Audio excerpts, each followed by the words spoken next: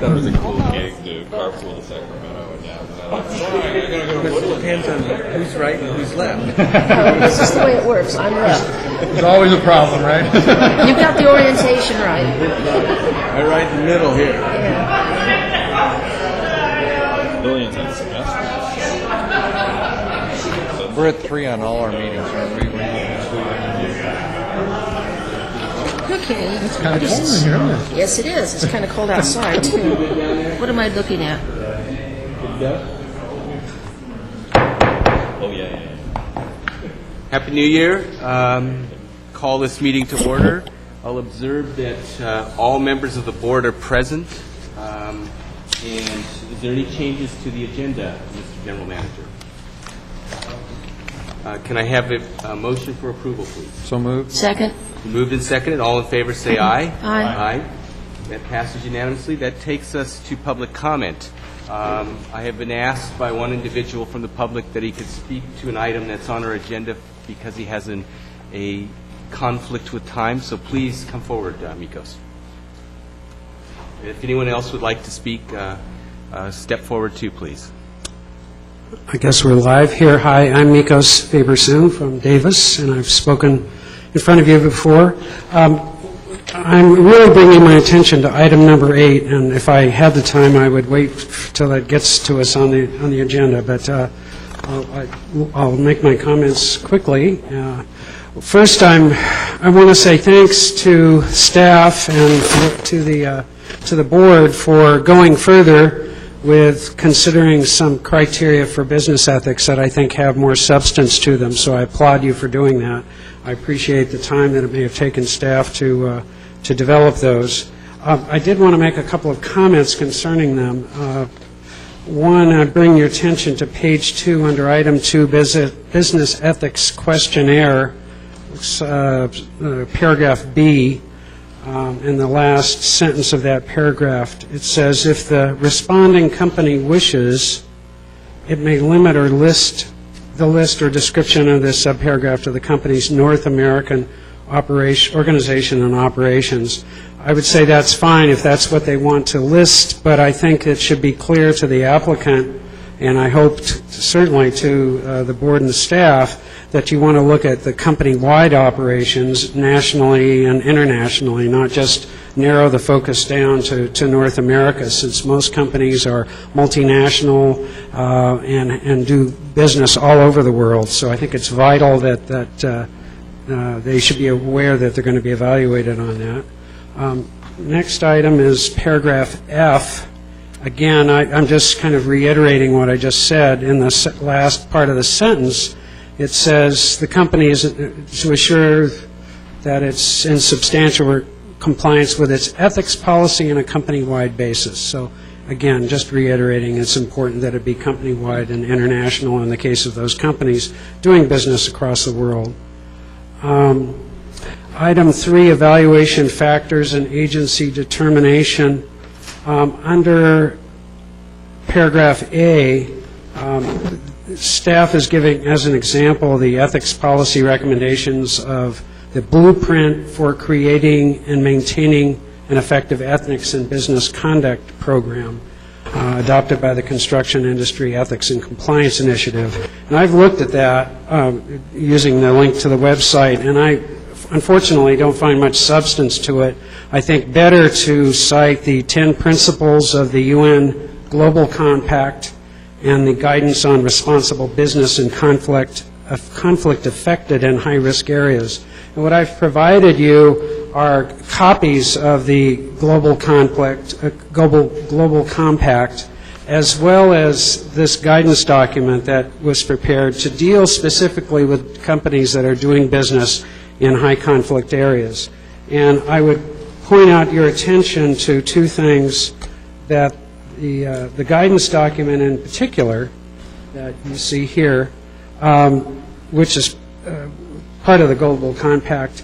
After the first page, you'll note that Veolia Environment is one of the companies that was responsible for or having some involvement with the development of this document, and I'm happy to see that. I'm just hoping that they listen to what the rest of the document says and try and adhere to it. And I think it's important that you bring your attention to the guidance points here. They're summarized on the back page, particularly guidance point 3. Companies are encouraged to respect emerging international best practices, especially where national law sets a lower standard. And I think that's the case in Israel, certainly. Also, guidance point 2 under government relations, very important. Companies are encouraged to take all necessary measures to avoid complicity in human rights violations by government actors in relation to all aspects of the company's operations. We've already submitted information regarding practices that one of the companies has engaged in that we feel violates this clause. So with that, I'll stand back now and just, if you have any questions, I'd be happy to answer them. Thank you very much. Thank you. Anybody else from the public like to address us? Seeing none, we'll move to item 1, which is our consent calendar. Move the calendar. It's been Second. moved and second. Yes. One correction to the minutes that I mentioned earlier. It indicated that Dave Phillips represented UC Davis at that meeting, but it was actually me. So. You didn't morph into Dave. No, I did not yet. All right. With that correction, there has been a motion made and seconded. All in favor say aye. Aye. Thank you. That moves us to item 2, which is the Davis Woodland Water Supply Project update. Gather that you, Mr. Beamer. Chair Souza, the information and update that I have to provide for the board today is really contained under item 3. So when we move to that, I'll be providing the update. Well, we might as if 2 is morphed into 3, then let's move right to 3, please.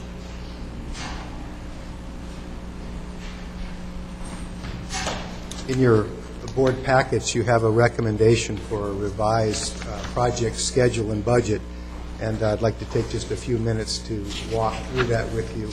The presentation that I'm going to be providing is essentially the same ones that have been provided to both the City of Woodland and the City of Davis. I think, as we're all aware, the current status of water rate actions in both Davis and Woodland are underway. Currently, Woodland's rate adoption is planned for the spring of 2012, and Davis is scheduled to act on rates in the fall of 2012. And given this current schedule for adoption of rates necessary to support the project, the current water supply project schedule is no longer feasible.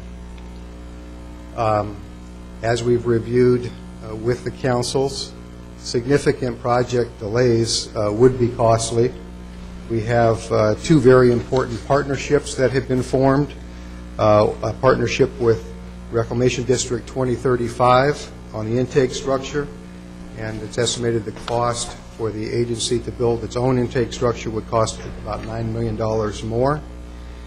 And West Yost has done an analysis that has shown that if Davis and Woodland were to pursue separate water supply projects, the additional cost would be on the order of $65 million.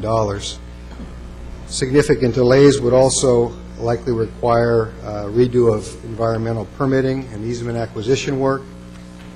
And the third bullet, just a reminder that the 10,000 acre feet of water that's been purchased from the Conway Preservation Group, the payments for that water purchase begin in 2016. The first payment's $2.6 million, and those payments continue for 25 years for a total of $79 million. And those payments begin whether or not the surface water is being put to beneficial use. So in light of these facts, we're recommending a modified project approach. We're recommending a project schedule and budget that will allow sufficient time for both Davis and Woodland to complete their 218 processes, but at the same time keep the project on essentially the same completion schedule and avoid significant cost increases due to delay. So we've identified a number of critical path items that are required to proceed in order to stay on schedule. One of the more significant items that is being recommended for adjustment under the modified schedule is the design, build, operate procurement. What we're proposing is shown on this slide. We're proposing to complete some of the activities that are currently underway, the DBO team's ethic review, and we're also taking a look at whether or not we can continue to engage the DBO teams on a refinement of the project concept. That latter activity may or may not be possible. We're in conversations with the DBO teams about the wisdom of proceeding with further work on the project at this point. In any event, from May to December, we would propose just minimal activity. We would reschedule the issuance of the RFP to December, and you can see the remaining steps on this slide, having the board approval of the DBO contract in the September 2013 timeframe. These are the other items that we feel are necessary to continue in order to keep the project on track for the next 12 months. Work on the intake structure, environmental regulatory permitting, property acquisition, pre-filling the water treatment plant site, and work on the aquifer storage and recovery system for the city of Woodland. And I'll go through a little bit more detail on each of these. Talked about the DBO process. For the intake structure, we would propose continuing on the current schedule for the intake in partnership with 2035. We would maintain the current schedule to complete the 100% design for the intake structure around the July timeframe of this year, continue the process to obtain all of the necessary permits, and included in the $1.89 million that you see on this slide is the continued contribution of 5% local share of any grant funding that we receive.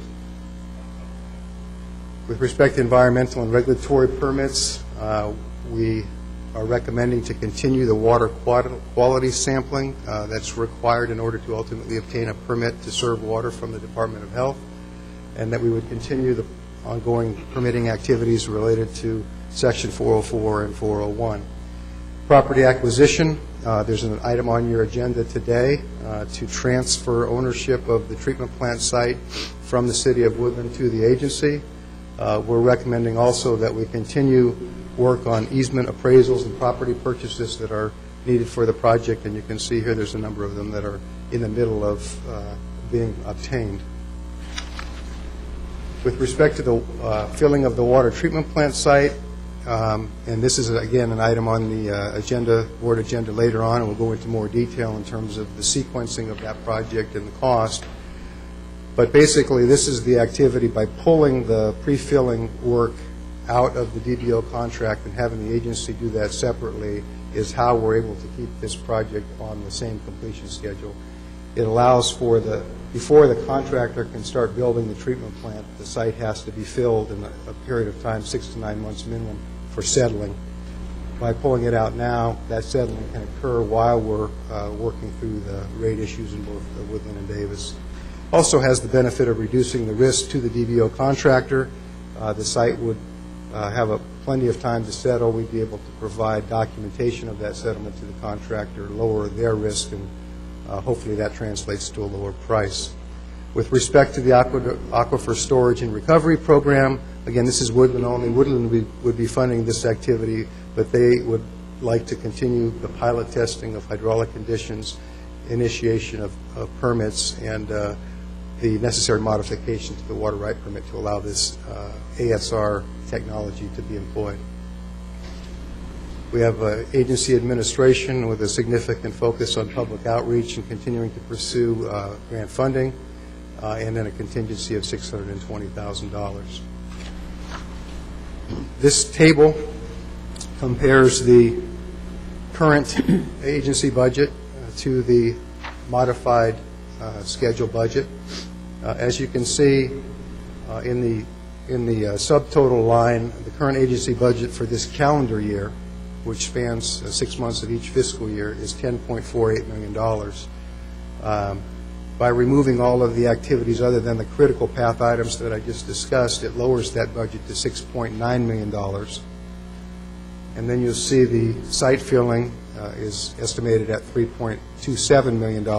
That money is not new money. It would be funds that would have been embedded in the design, build, operate contract. And by pre-filling the site, we're recommending we pull that forward into the current calendar year.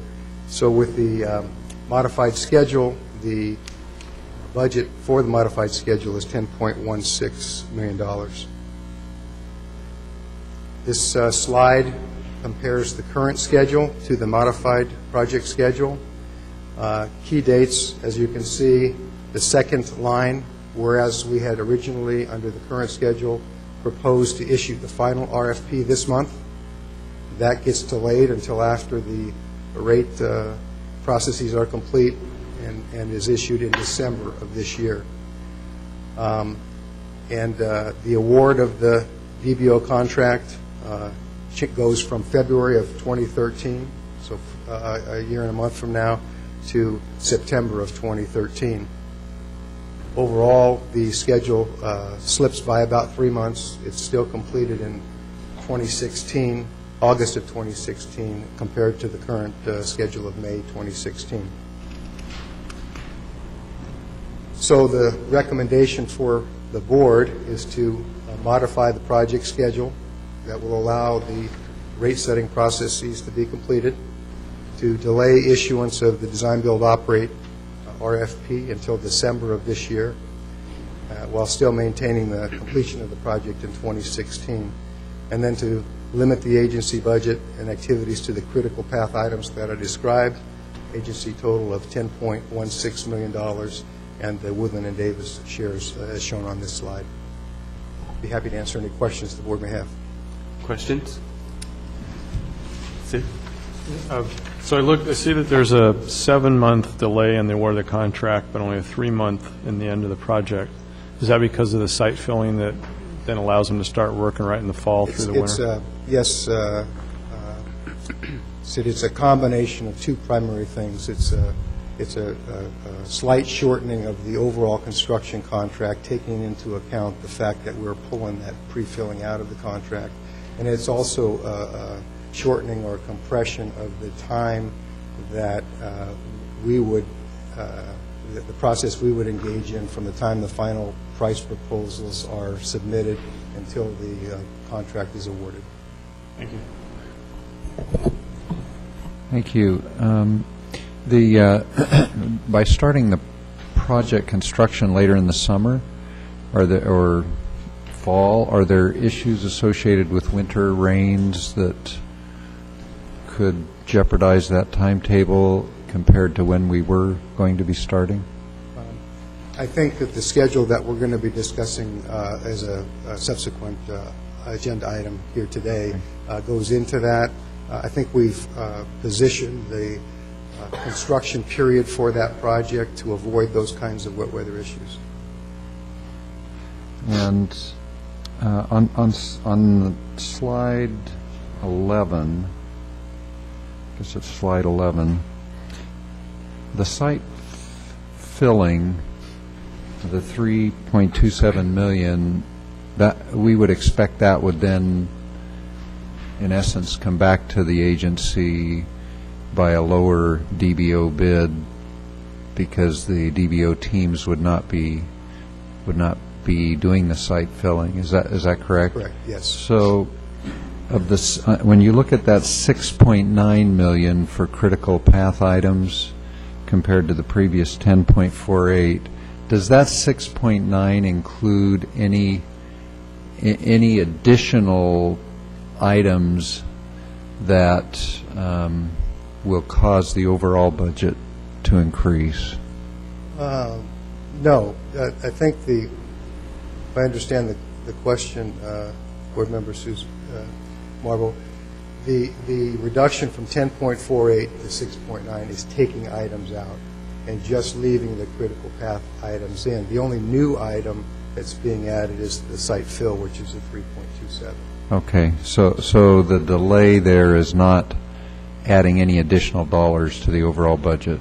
Not appreciably.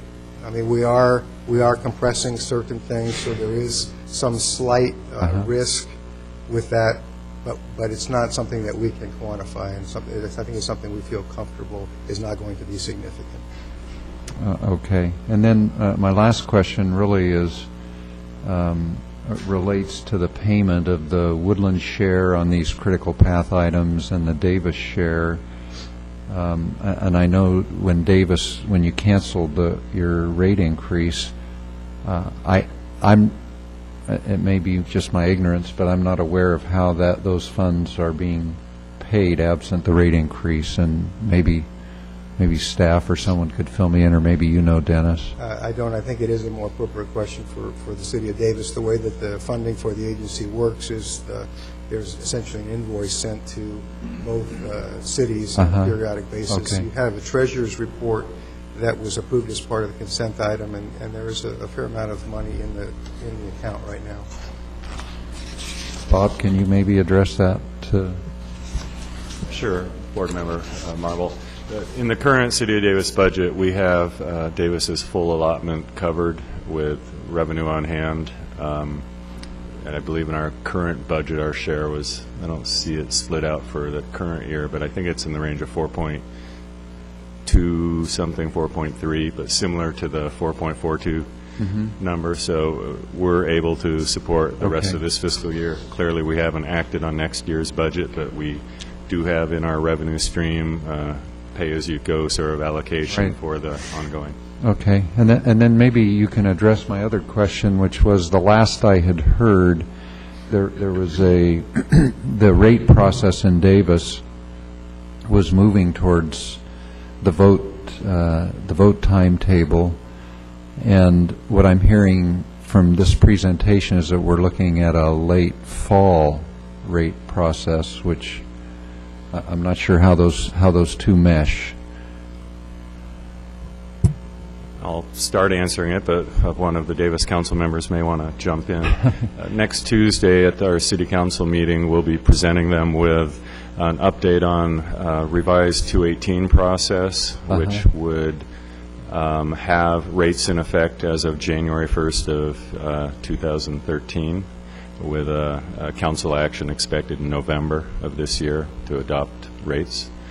We also will be discussing with our council the concept of a potential ballot item in June or November, sort of asking the community a question, which the council will have to decide what question they're going to be asking.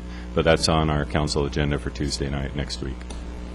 That's exactly right, and we have a water advisory committee that's already had 2 meetings, fully engaged with 10 full members and 5 alternates. A rate study is going to be presented to us to set out for an RFP, I believe, and the question that you asked is one that we will answer on Tuesday, whether we want to do a June election or a November election. Okay.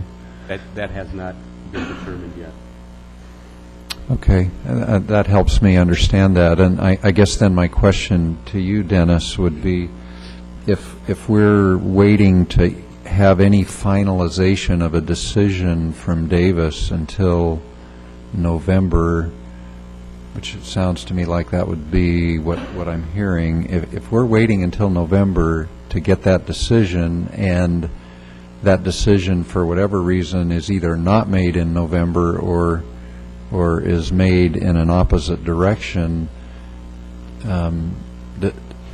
we've delayed this schedule at this point. What does that do to the whole process of the project at that point? It would depend on what the agency and what the individual cities decided to do at that point. But if you're asking, if Woodland wanted to continue to proceed on its own, is that kind of the question? Whatever the option was, my concern is that we're up against a gun. You've done a very good job here, I think, of laying out a way to get there still, which is good. And I don't know what the decisions would have to be in November. I'm just concerned at that point about having very little time to make a decision. I think probably, worst case would be a decision that Woodland would want to proceed independently. That's not the plan at this point, but as a worst case scenario.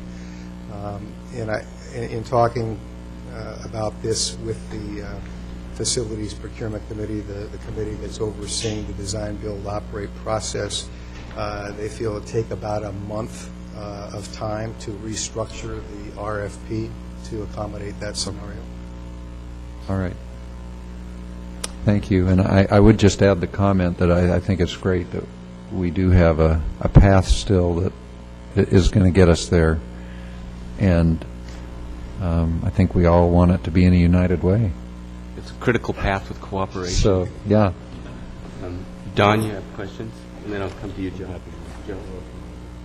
No, actually, I don't have anything. I just wanted to thank Dennis for coming to our council last Tuesday. Was really quite helpful to have basically this report given to our full council and well in advance of this meeting. I mean, we were 8-9 days ahead of this meeting, so I think it gave our council a lot of confidence to know that they were seeing exactly what we see here, and there's very, very good discussion that took place, and this is part of building the overall council and the community's familiarity with the project, and you being there as the face of the project and where the buck is stopping on JPA matters was I think comforting to a lot of people, and a very good exchange. So I just want to thank you for doing that.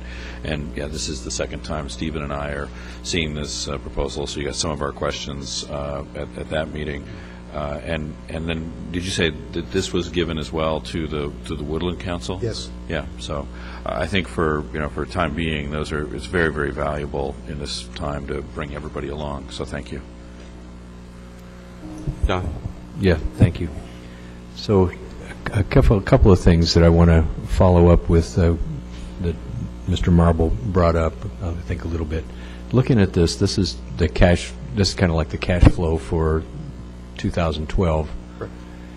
Now, would there be, since the midpoint of construction shifts into the future from the earlier plan, wouldn't the construction price for this be expected to increase from the delay? The midpoint is not going to shift all that much. We're going to be speeding up let me go back to the slide here.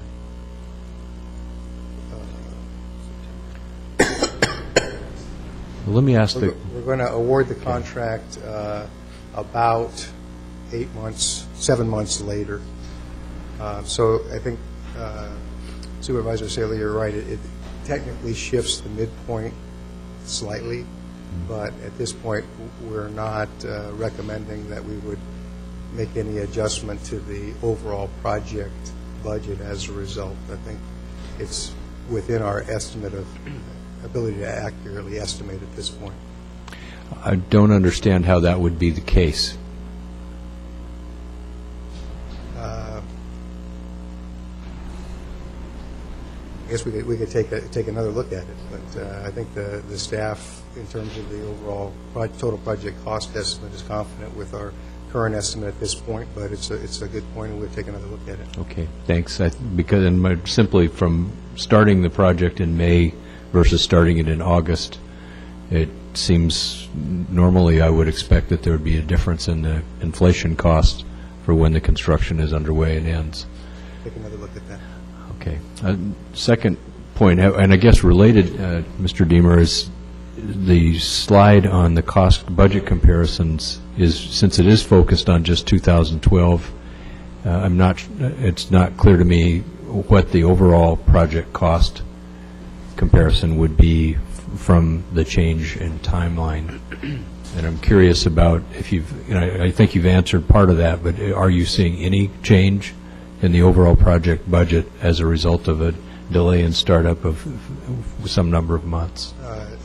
No, if you're talking about agency administration, engineering, and those sorts of support activities to the construction itself, I think we're basically delaying or deferring a number of items that we would pick up once these decisions are made, so that money would be spent, next calendar year rather than the second half of this year. A lot of the activities that are being deferred, the $3.5 million. Okay. There's I heard a little bit of conversation about when the City of Davis rates might be in place, and in your presentation you mentioned fall of 2012. Mr. Souza said, or I think it was Mr. Clark that said it would be January 2013 would be the soonest, and that I assume, or if that assumed a November election, January 2013. Is that actually realistic from an election time of the first part of November to the first part of January? My understanding, and I think it's consistent with what Mr. Clark reported, is that the decision on the rates would be made in the fall time frame, November, and then they would go into effect in January, but the actual decision of the so the council... 218, thank you. You're going to describe the process that might unfold? I'll try.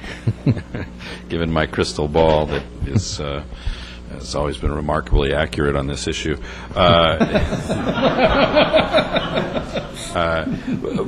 think the idea is that the community, if they're presuming that there is a community vote on this, if it were held in June, we would not be done with a 218 by that time, and we may or may not be done with a more comprehensive rate study. So we would be bringing more general numbers to the public at that point in time, especially if you've got to put something on the ballot in February, March. So I think that the idea that's gaining some currency is that we would do our rate study in this spring with the direction of our Water Advisory Committee, and then we would move into a 218 process. And, that takes a couple readings before the council, and then it goes out for 60 days, and then there's, 2 readings on the back end. So that might be, that 218 might come to rest sometime in the fall, in the October time frame. Not too much different than the 218 that we went through this past cycle. But if there's a community advisory vote that the council would be looking to, that wouldn't be able to happen until the November election. So we might actually complete the 218 process sometime in the fall. That would set us up to have the rates go into effect January 1, and then you'd have the November election. So you'd kind of be stacking up dates in the fall that would make all the pieces come together if that's where the community is. Okay. So. Okay. Subject to change. That's But perfectly, I think perfectly clear, isn't it, that's Don? that's what we're starting to see, look like it's lining up. I see. Thank you. And that's, I guess, you'll talk about that next week. That's right. So I think this is my last question is on the DBO firms, the three that are the three firms still in the mix? Yes. And have they all indicated willingness to work with this revised timeline, or do you anticipate a different process? We've been sharing information with them. Our plan would be, once the board takes action, is we would send out the revised schedule and game plan and entertain comments back from them. But I think we're fairly confident at this point that this will be acceptable, and we'll engage in a correspondence to confirm that. Okay. Good luck. Thank you. The one question I would have, everybody done with questions? The one I would have, Mr. Deemer, is when you look at this schedule, you see an issuance of an RFP January 12 and modified to December 12. That's about a 10-month, 11-month period. The awarding of the contract has a slightly different time frame, which indicates a truncated RFP process by about 2 months. Right. So we're able to do the same process in a shorter period of time? That's our plan. We would work harder on our end to turn around the decision-making that we have to make, and we would also ask the DBO teams to do the same, and we would try to make the exchange of information as streamlined and as efficient as possible to get the same result, but in the shorter time frame. Great. Any further questions? Any comments from the public communications on this item? Seeing none, we have a request to adopt this modified schedule. Is there a motion to do so? So moved. Move approval. It's been moved by Mr. Travoza, seconded by Ms. Doty. All those in favor, please say aye. Aye. That passes unanimously. Chairman Souza, can I just ask a question for clarification? The staff recommendation in the report is to approve not only the schedule, but the revised budget for the remainder of the fiscal year. Did that motion include the budget as well? Is that motion include the budget as well, or do you want that as a separate motion? I'll move approval of the budget, just to make sure we're I'll clear. second. Thanks. It's been moved and seconded. Thank you, Mr. Shanahan. It's been moved and seconded. All in favor, say aye. Aye. That also passed unanimously. That takes us to item 4, which is consider authorizing staff to proceed with construction project to fill and raise water treatment plant site. And I'm going to ask Jim Yost to present this item.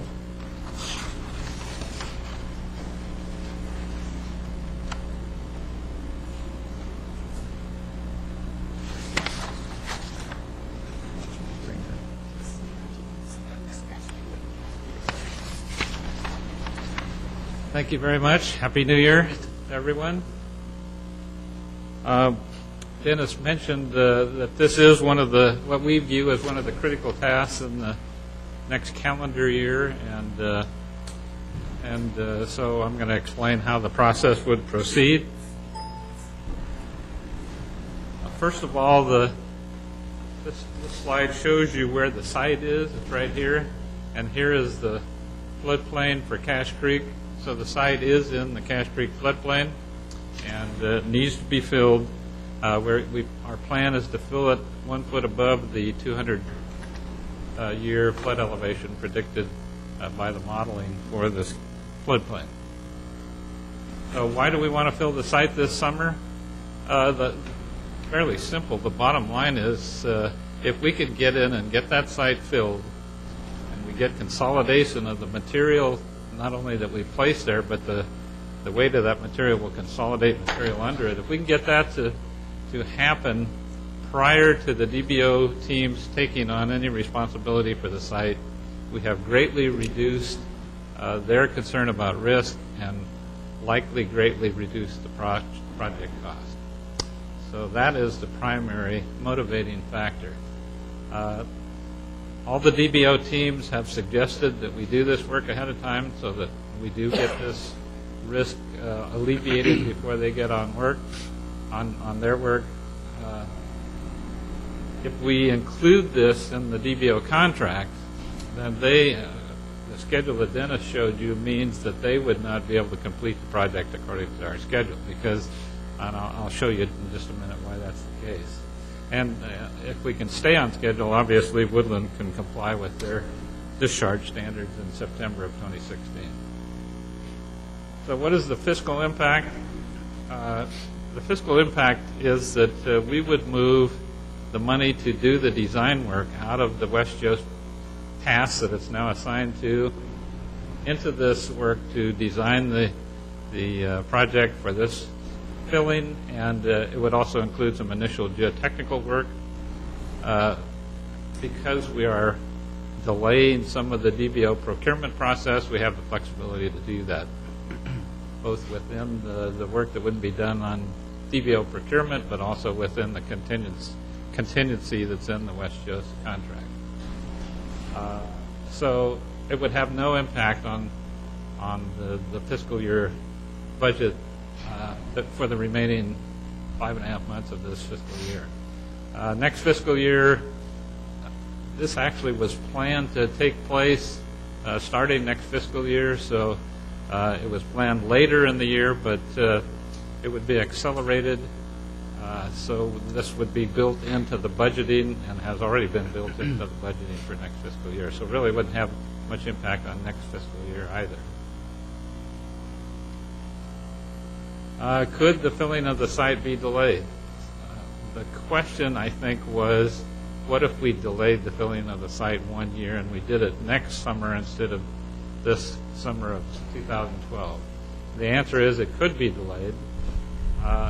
It doesn't offer the advantages, however, that filling it this summer offers.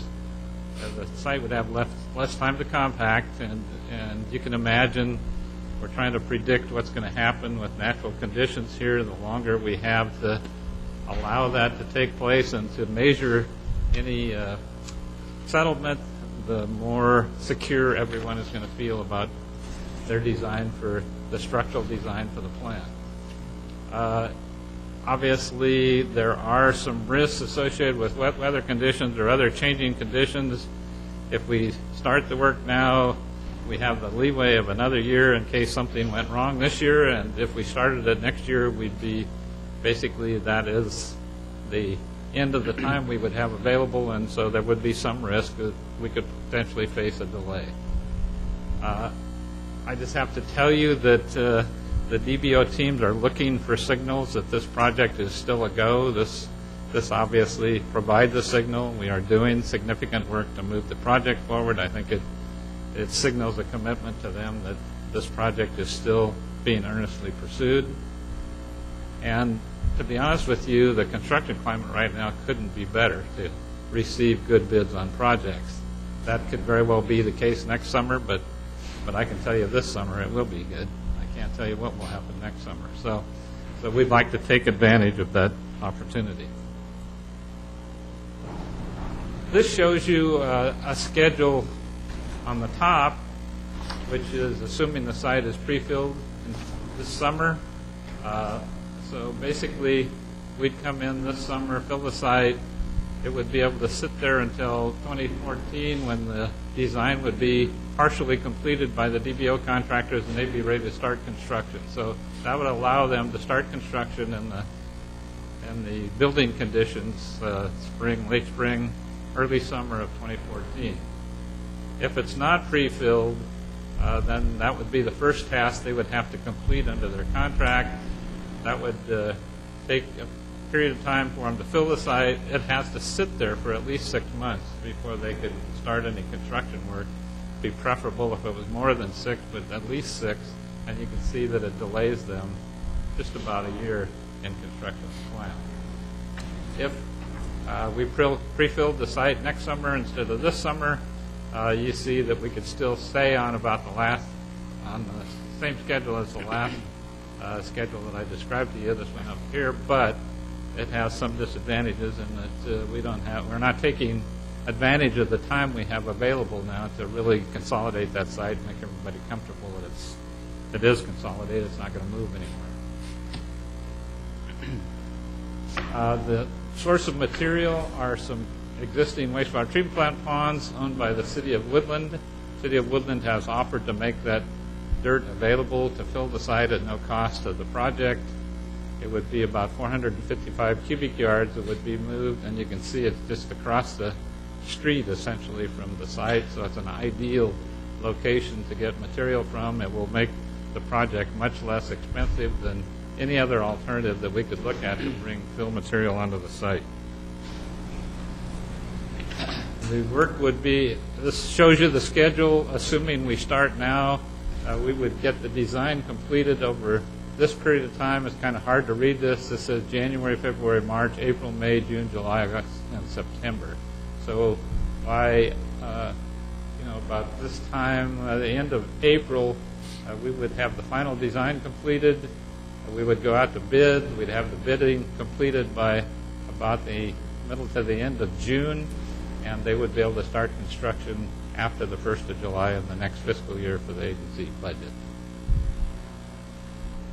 That's pretty much my formal comments. I'd be pleased to answer any questions you might have. Mr. Chair? Yes, go ahead.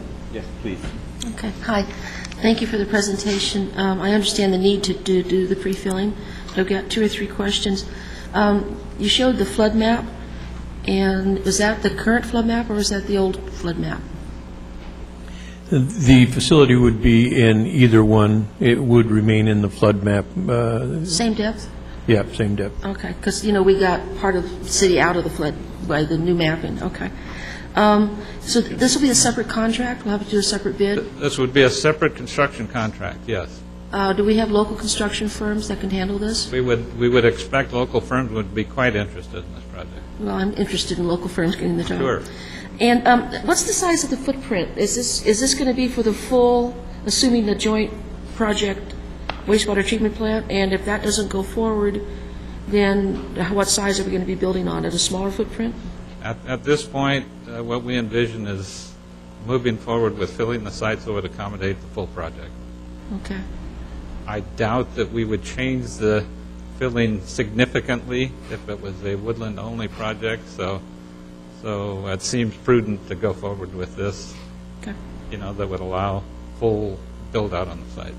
And even if we went with just a one city project to begin with, is anticipated at some point in the future to be a second part to it added? Okay, thank you. Don, questions? Well, if there's I guess there's a possibility that the city of Davis at some point may decide not to proceed. If that is the case, then will this have been $1.5 million spent for nothing? No, I believe that we would still fill just about the same size area, so I don't think it would not have a 50% reduction in the cost of the project. It might reduce it by, a fourth or something like that. It will still take about the same amount of material, and we would, we've got enough facilities planned on that site that taking out the Davis portion still wouldn't reduce it significantly, because it's different parts of the site that are accommodated, so you wouldn't cram everything into a real small site. It would have some impact. I don't think it would reduce it 50%. And has, I guess, the Davis Council viewed this item as well? Yeah, I'll speak to that a little bit, but clearly we would then have paid for a foundation that we would not be using, and I can assure the city of Woodland that we would not come asking you to pay for our half if we are not part of the project. So I mean, the risk is on the part of the city of Davis. So when you're done, Don, okay. Yeah.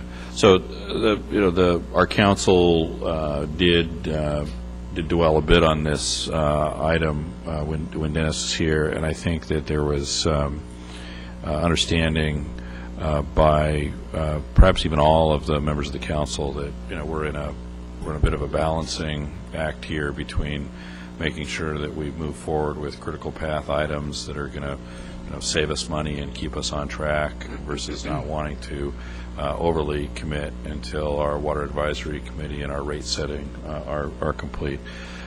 With that, I think there was acknowledgement that there be the early design and procurement bidding document preparation costs coming up, and that's reflected here in the $200,000 that we're moving forward with. But I think our council did want to kind of confirm that there's some sort of a check-in in the May-June timeframe before that 3.26 million, whatever it is, gets spent. And I assume that's going to be when the bids come back. So I think that the main issue for this agency that I can think of is making sure that we kind of have that check-in, and there's an understanding that we're going to have that check-in. And I do think that after a couple of months of our water advisory committee meeting and the water rate the rate study being done, there's going to be hopefully a greater sense of where the community is on the issue and how we're proceeding. And so I would hope that we're ready for that go, no go on this $3.2 million for this piece of the project in the June timeframe. So I think I'm at least comfortable, having heard from my Davis colleagues, to be supportive of this at this time, as long as we know that there is that check-in. So, Stephen, you should correct me if that's not said accurately. That is absolutely correct, yeah. and I was going to ask a couple questions, but I'll let Bill go first. Okay, good. I have just one question and a comment. The question relates to the soil end that Woodland's donating. Does that soil have any monetary value, or is this in fact a a help to Woodland to get rid of the soil? The soil has potential monetary value, but in its current placement and with the ease of transport, I think that's going to be a benefit to the city of Woodland to give it to the project and allow them to use it. Okay. The proposal is to actually create storage ponds for the city of Woodland storm drainage system as part of this project. So moving that Right. soil out is a win-win for both Right. the city and the agency. No, I just wanted to be open and transparent about that issue, just like you've been about the building the foundation really before you have your vote. And I think that having raised that issue, there's also a significant question that at some point maybe this group grapples with, and that is, well, if Woodland is penalized in the end of this all by the delays that Davis has caused, I don't believe there's anything in our JPA agreement that calls for those kind of things, for the effect on one city delaying the whole thing and costing the other city a great deal of money. It's kind of the elephant on the table in my mind, and I don't know that we're prepared to face it. I think we're all, at least I know I am, hoping that Davis sees the light and that we're moving ahead together on the project like we've always been. But I think that, to me, the monetary value of that is far more significant than the $3 million that we're talking about in this foundation. And I'm glad we're keeping that on track and hope it will stay on track. My comment really about that is I see a monetary benefit to doing that. In my personal discussions with some of the DBO teams, it's very apparent to me that the risk of this site and them having to assume that risk was a extreme difficulty that they were having, and rightfully so, because they were having to guarantee the stability of the land upon which they're building their structure.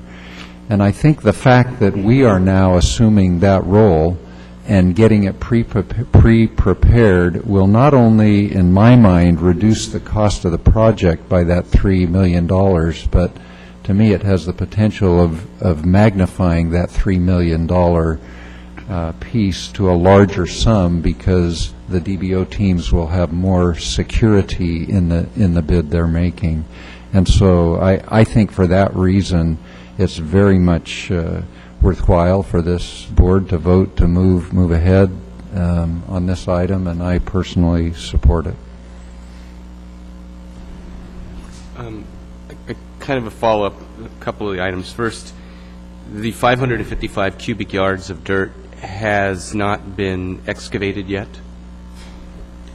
That's correct. The city accelerated facilitation of the movement of that dirt at the cost of several $100,000 this year, so that it would be ready for filling this year.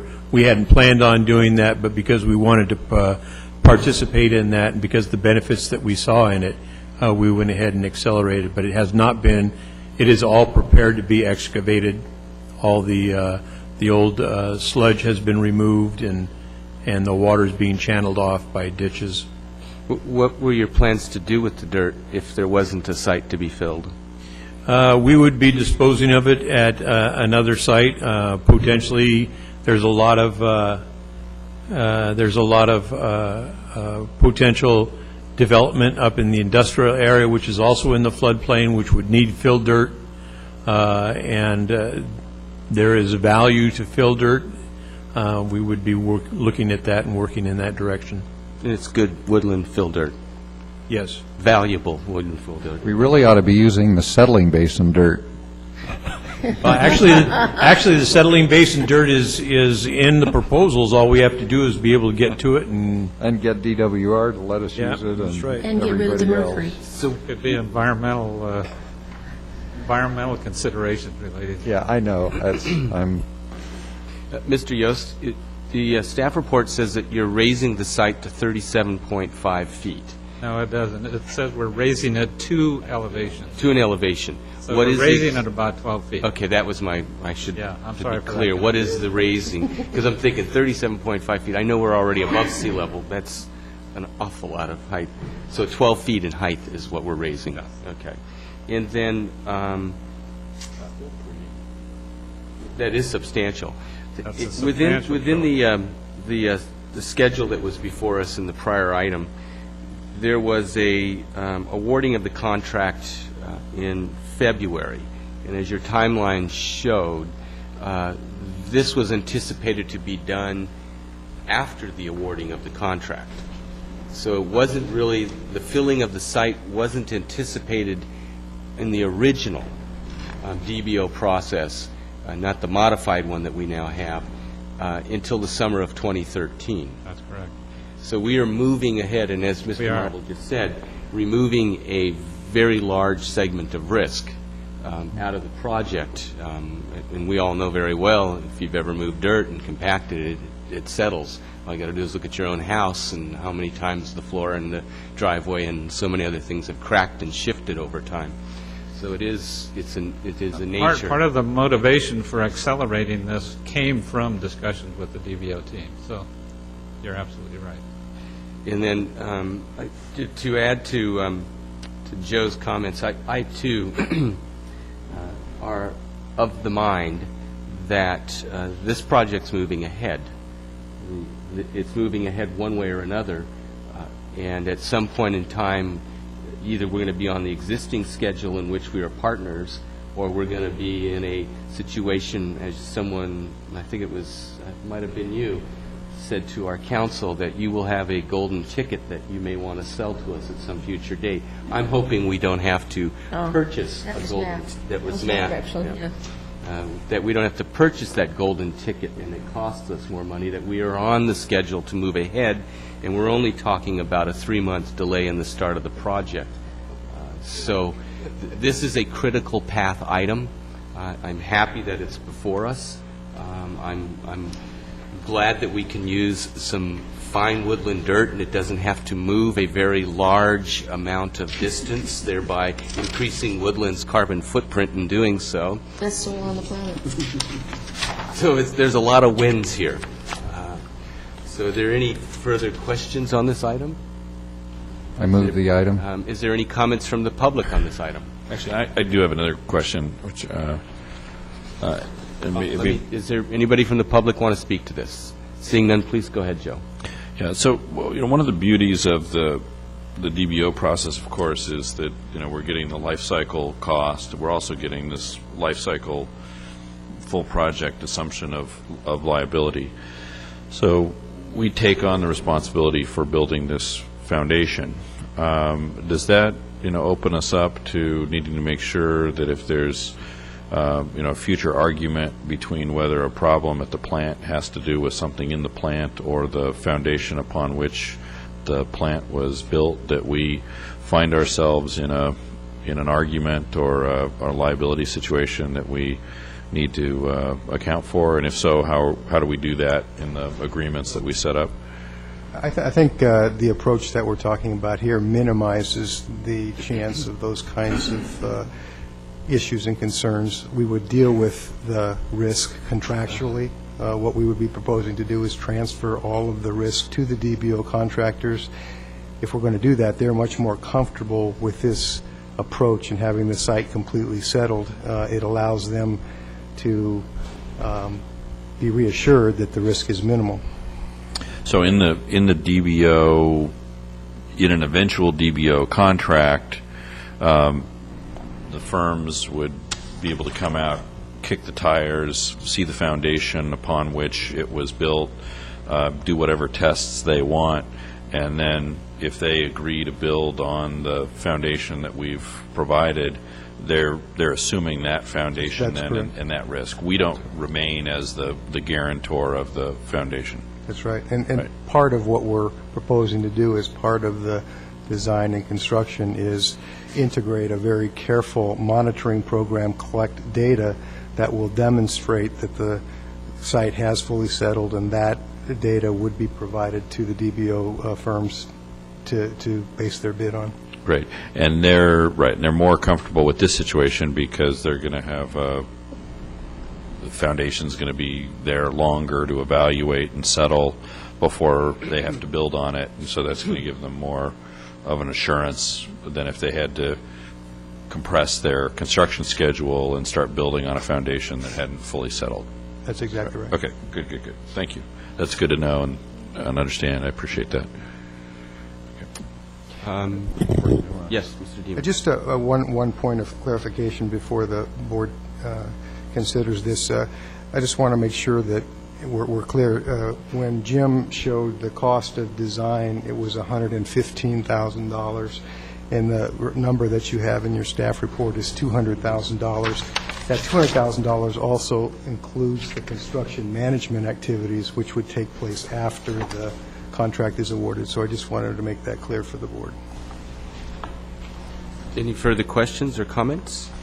Is there a motion to authorize the general manager and agency engineer to proceed with the preparation of bidding documents and to solicit construction bids on a project to fill and raise the regional water treatment facility site?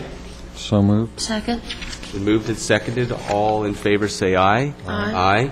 That passes unanimously. Thank you very much. And that will move us to item 5. And Dick Shanahan will be handling this item. Members of the board, this item number 5 relates directly to the item you just concluded, and that is that before the agency proceeds with a project to fill this site, it's appropriate that the agency acquire the site. For quite some time, going back to the 2007 EIR and before, it's been planned that the eventual water treatment plant would be located on this site in Woodland, on City of Woodland land, and back in February, February 2011, there was an appraisal to determine the value of that land. The appraisal came in at $70,600, and now that the agency is moving forward with the first steps to build the treatment plant on that site, it's appropriate for the parties to proceed with the purchase and sale of that land from the City of Woodland to the agency. What's before you in the agenda packet is a proposed agreement for purchase and sale of real property with Woodland for this site. It's a fairly simple, straightforward agreement for purchase and sale at the appraised price of $70,600. The only unusual provisions that I wanted to point out were in Section 3.5, which addresses the potential what-if scenarios of a Davis, suspension, abandonment, delay of the project. How and when might the City of Woodland get their property back if the City of Woodland found it necessary to go it alone on a project? And Section 3.5 has been added to address that scenario. This agreement has not yet been approved by the Woodland City Council, so it would be subject to the Woodland City Council's review and approval as well. The staff recommendation is to authorize approval in substantially the form as presented and authorize the general manager to make minor changes, if any, came out of discussions from the Woodland City Council. But with that, staff recommends approval of the agreement as recommended. And we're available if you have any questions.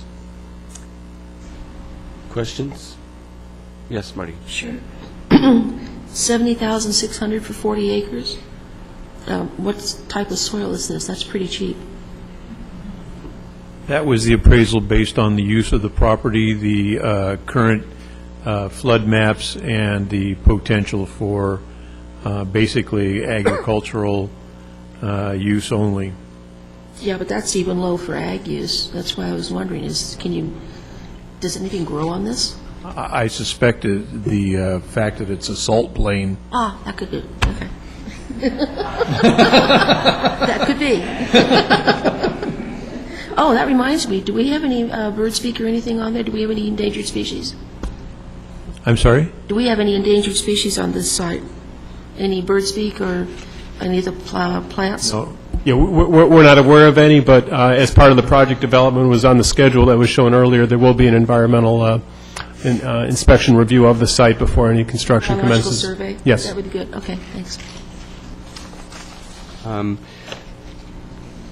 I hesitate to say this, but I'm going to say it anyway. The last three items, we've been plagued with Section 3.52 as a underlying factor. And by that, I mean the non-participation of the city of Davis. I would raise the question, what if there's the non-participation of the city of Woodland? And should there not be a clause that is not specific to a city, but more specific to a non-participation of one of the two entities within the agency? Nothing is certain in life. And granted, we have had a process in which the city of Davis has set back a Prop 218 process, but you are about to enter one yourself. And I hope you don't have to go through the same process that we have, but you don't know for certain whether you will or you won't. Part of the reasoning behind that is that if there's a non-participation by the city of Woodland, the JPA would probably not want to reconvey the property back to the city of Woodland, that they would want to continue with the project and retain ownership of the property. So we're covered. And I concur. I mean, this is unique because Woodland is conveying the property to the agency, and it's sort of the unwind clause. In the reverse or the opposite situation, what's the unwind? In that scenario, you don't want the unwind to happen, and it also because it wouldn't be appropriate for the unwind to be, well, the land goes to the city of Davis. I mean, that wouldn't be appropriate or work. So it would just stay in the agency. And then through the JPA, the agency could proceed on Davis's behalf, or, at that point, the project's proceeding, there may be an opportunity for the JPA to convey the site to City of Davis. That could be negotiated in that scenario. Okay. Got it. Yeah, though I do think, I think in the context of this agreement, I understand that answer, but I think, in the context of the other 3.5-ish issues, the sentiment holds that we're all in this, and hopefully it all goes smooth in both communities, but we just don't know that. So. Any further questions, comments? Well, just a comment. I mean, certainly Dr. Marble and I are assuming that this agency will proceed as a partnership, but I think it's prudent to consider what's going to happen to a very large public works project if it doesn't. And so it's just a reality check for us. Well, I would say it's probably a reality check for us all. And I just get the sense that we've thrown a monkey wrench into it all. And yet it's the public is, in the end, the folks that will determine whether we move ahead or not. It's not really a monkey wrench. It's sort of like an open-ended box wrench. Okay. That's a little milder. I can't. Okay. Anything else? Hearing none, is there a motion to approve agreement to purchase and sale of the real property with the City of Woodland? I'll move the item. Second. Been moved and seconded. All in favor say aye. Aye. Okay, that was unanimous. That moves us to item 6, status report concerning the close of escrow on the intake site and easement acquisition. Chair Souza, you have an item number 9 on your agenda, consideration of membership in Regional Water Authority. Oh, yes. And we have a representative here from the Regional Water Authority who's under a time constraint. So with the board's permission, I'd suggest that we move that up in the agenda and consider it now. Yes, please do. In your board packet, you have information on the Regional Water Authority. Mr. Woodling, the agency's executive director, is here to address the board. He's provided a letter as to the benefits that would accrue to the agency from membership, advocacy, funding opportunities, and collaboration. And in your staff report, I've included information on the various membership choices and the cost of membership. And I'd ask John Woodling if he would like to address the board. Chair Souza, directors, I appreciate you moving this forward. Well, I have the highest regard for this august body. If I mess up my wife's schedule tonight, I have to live with that for who knows how long. Happy to accommodate, John. We thought you were just here for the show. Valentine's Day. Yes, it's always quite entertaining. Valentine's Day is coming. It's something small in a little box, a couple of carrots. But yeah, as some of you know, I've had the opportunity to work with many of you on the Cap to Cap program through the Metro Chamber, and I think that's a good example of what I can be involved in representing a region because we have RWA to represent interests more broadly. I talked to you several months back and gave you a presentation on the breadth, I think, of the mutual benefits, and I really think there are mutual benefits. I don't really need any more bosses. I have 21 member agencies with 2 board members each, so 42 bosses is good, but I think it could bring benefit to RWA to be more broad geographically and be more broad in the thinking that comes from the Yolo County side of the river, but I think bring benefit here to now that you will be connected to the statewide and the Northern California surface water system in a way you haven't been in the past. I think it makes sense to be a part of the regional effort. Just some of the things. Funding's a good example. I see later in your agenda there's a support letter for Woodland's effort to get grants for water meters. We 2 years ago got $5 million from that Bureau project and spread between our agencies that still have meters to put in.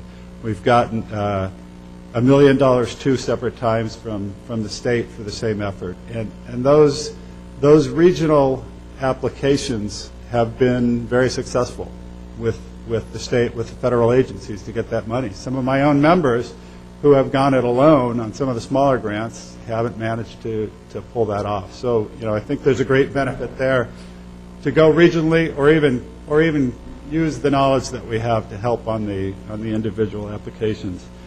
The advocacy, I think, is very important now. The world is changing considerably, and the idea that being upstream and, in the case of many of the agencies, having senior water rights, in the case of your agency, being in the area of origin, those things don't necessarily mean what they did or what we thought they meant. And for all of us to protect our interests, I think we have to have much broader and stronger voice because water's in demand throughout the state, and we don't have the voices in the legislature. We need to have a little stronger voice as communities. So I'll stop there. I'll answer any questions you have. I think the staff report laid out where you are with respect to associate membership, full membership, and the costs. And just to be clear, an action on your part, then I take back to my board, and we take a 2/3 vote to affirm any membership from the agency. But I think I would, and I think probably unanimously, the board would welcome that. Questions of Mr. Woodling? Yes, Marty. Briefly, I note that West Sacramento is in your West Sacramento is a member, yes. A full member, and if I'm understanding your or the staff communication, is there an option as to whether we join as a full member or an associate? Yeah, let me explain. The JPA was created to be a joint powers agency of water suppliers.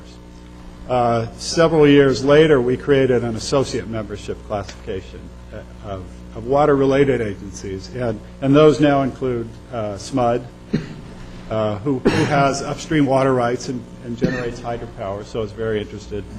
El Dorado County Water Agency, that's a planning agency and a water rights holder in El Dorado County, but not a water purveyor. And the SAC Regional Sanitation District, the wastewater agency for a big part of all of Sacramento and then, of course, some of Yolo County. Yeah, Sac. Your agency, and we share a law firm, so hopefully your interpretation would be the same as mine. But since you have the authority to be a water provider, we I think are in kind of a gray area. You have the authority. You are a water providing agency. You are not yet providing any water. So I think you fall into a gray area that really could be at your discretion where you want to fit. I think the costs that were presented are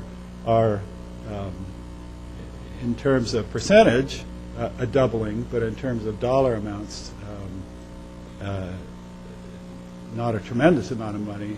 But I think, to be part of the leadership of the organization, the full membership and the votes, I think would be significant. And I guess if you take that step, we'd also want to know each agency has two board members assigned to RWA. Generally, that's an elected official and a general manager, and then as many alternates as you want to name. So you're not left in a condition where you can't have a vote at a meeting. I'm prepared to make a motion. Please do, unless there's other questions. I had one quick question. If you're an associate member, that precludes you from ever becoming a full member, Well, the no, way I was reading this. No, in your case, I think it would. I think really when you started providing water, you would no longer be eligible to be an associate, and then would have to Okay. decide to be a full member or. So there would be no penalty to moving from associate to full member? Any comments from the public? Thank you very much, Mr. Woodling. Seeing none, Joe, you have a motion.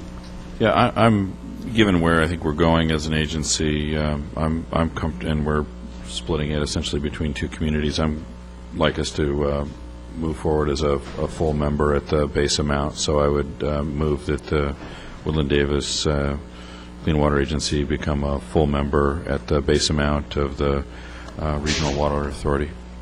Second. It's been moved and seconded. All in favor say aye. Aye. Aye. It passes unanimously. Thank you very much. We'll be looking forward to our membership cards shortly. Card carrying. That's right. Card carrying Gift members. baskets. Thank you. Okay, now move us back to item number 6. Mr. Deaver. Thank you, and Dick Shanahan's going to handle this item as well.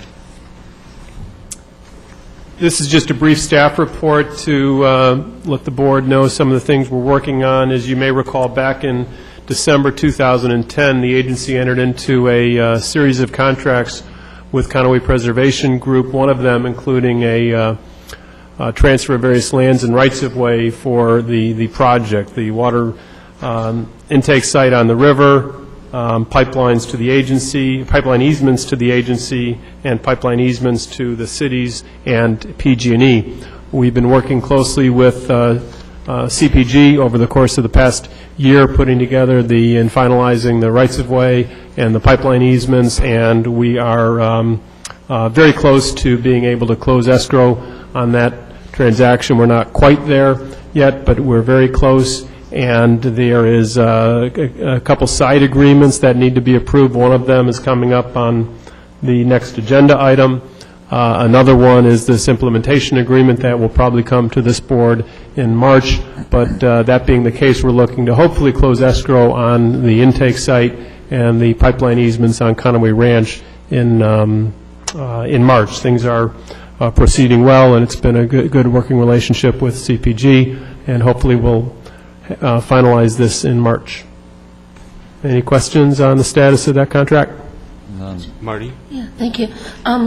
So if we close the escrow and purchase this joint facility with RD 2035, that's the A location. What happens to B? I know we stopped doing any work on B, but I don't know if Woodland actually purchased the site, and has it been transferred to the agency?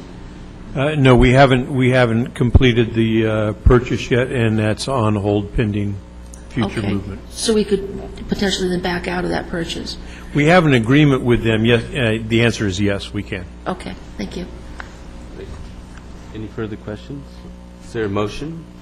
I'll move the item. Do we need a No, motion? there's no action on this item, just a status report. My chance to make a move, but it's Okay, I'll save it for the next one. There is approval of an agreement. That moves us to item 7. Ms. Shanahan's going to handle this as well. That's if you want. With the, one of the advantages of our ongoing discussions with CPG is this item number 7, consideration of approval of agreement concerning construction water. As you probably know and have learned, that in the course of construction of this project, there's going to be a lot of water involved. When you dig trenches out in Conaway Ranch for the pipeline, there's going to be seepage into the excavated areas, and there's going to be a lot of water that's going to need to be managed during the course of construction. Likewise, when the treatment plant is completed, but before it's actually delivering treated water to the two cities, through the course of startup and testing of the treatment plant will generate a lot of water that we need to do something with. Conaway Ranch is in the farming business and irrigation, and they would love to have and are willing to take some of this water. So we have negotiated with Conaway Ranch a very important agreement to allow the DBO contractor through this proposed agreement to release water into the Conaway Ranch canal system for Conaway Ranch to use the water during the irrigation season for irrigation purposes, and then during the non-irrigation season for rice decomposition water. The agreement has certain limitations on our ability to do that. The primary limitations are that we can only allow, from a water quality law perspective, we can only allow water to go onto Conaway Ranch in such an amount that the ranch can reasonably use it for both irrigation purposes at reasonable agronomic rates, plus whatever water is needed for non-irrigation rice decomposition water. So we've structured an agreement that has appropriate limitations in there so we don't cross the lines with any water quality laws. Before this agreement is finalized and signed, we're going to be running it through the Regional Water Quality Control Board. They've been consulted in the preparation of this agreement, but we'll have them reviewing it as well. So this is a real win-win for both CPG and the agency. There's no cost. There's no price to be paid for. We're not selling the water to them, and they're not charging us for the ability to release the water onto their land. So it's a win-win. And with that, staff recommends approval of this agreement. Any questions? No questions? Marty, you want to move this one? You can ask for public comment. Pardon? You can ask for public comment. Oh, yes. Any public comment? Seeing no public comment? I'd like to move the item. It's been moved. Second. And seconded. All in favor, say aye. Aye. Aye. Aye. That passes unanimously. Thank you. Moves us to item 8. Yes, Chair Souza and board members, before we get into the substance of the discussion, and I turn it over to Dick Shanahan, I did want to point out there is a conflicting information in the staff report, the second page of the staff report, and the first page of the actual draft request.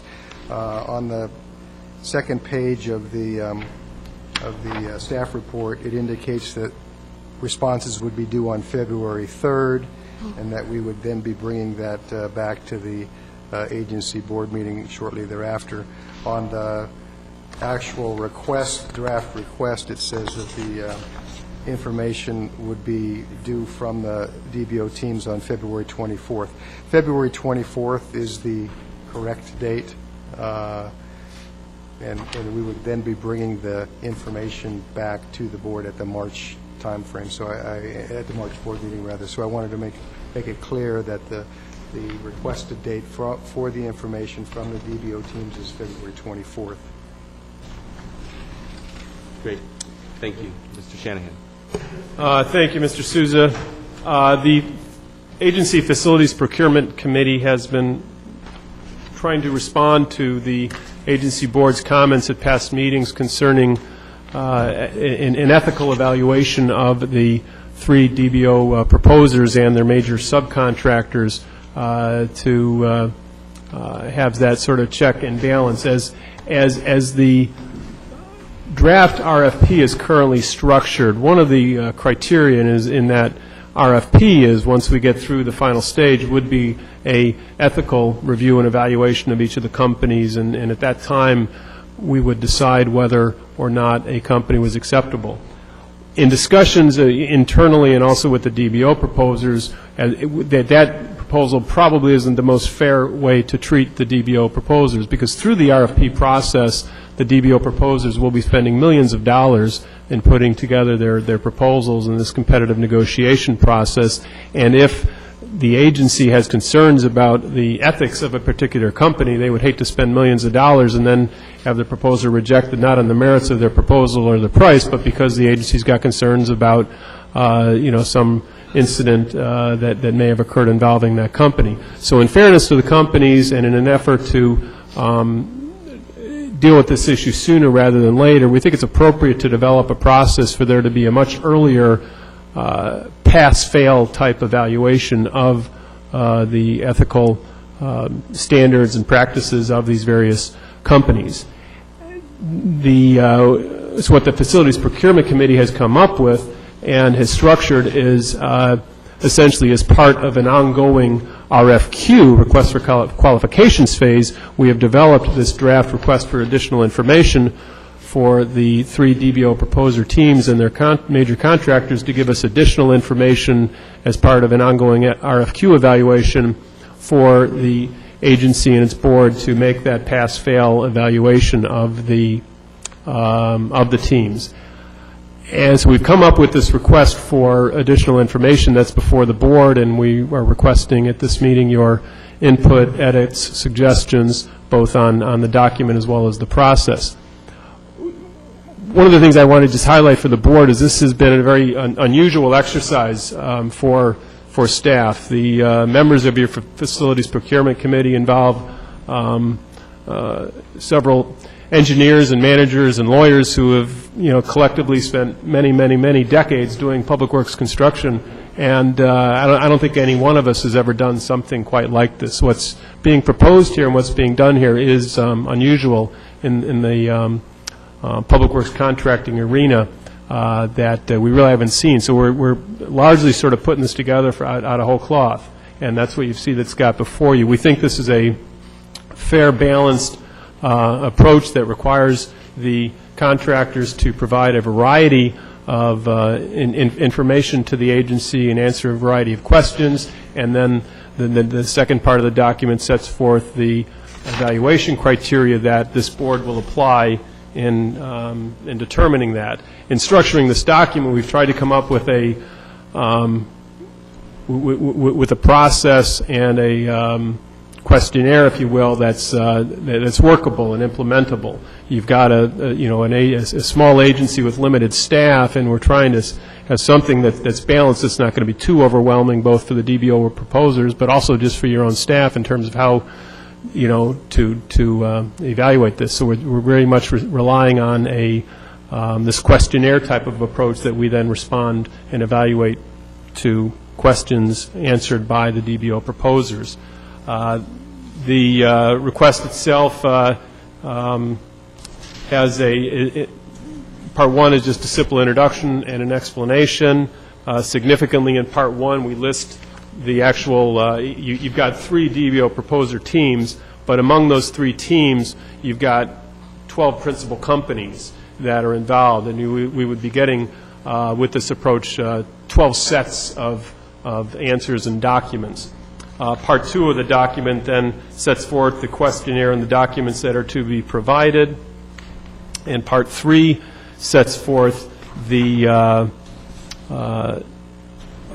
standards by which this agency would evaluate. The sort of heart of the standard is in the middle of page 3, where following this evaluation, the agency will determine whether, in considering the totality of the company team members and their operations and contracts throughout the scope of the company's operations, the company team adheres to reasonable ethical principles and standards in the conduct of their businesses. That's sort of the goal that we're trying to get to, and that will be the measure that this agency board will be asked to make in probably your March meeting in light of your earlier action tonight on scheduling that may slide till April. I think we've got room in the schedule now if we wanted to do that, if we need more time. But that's the objective.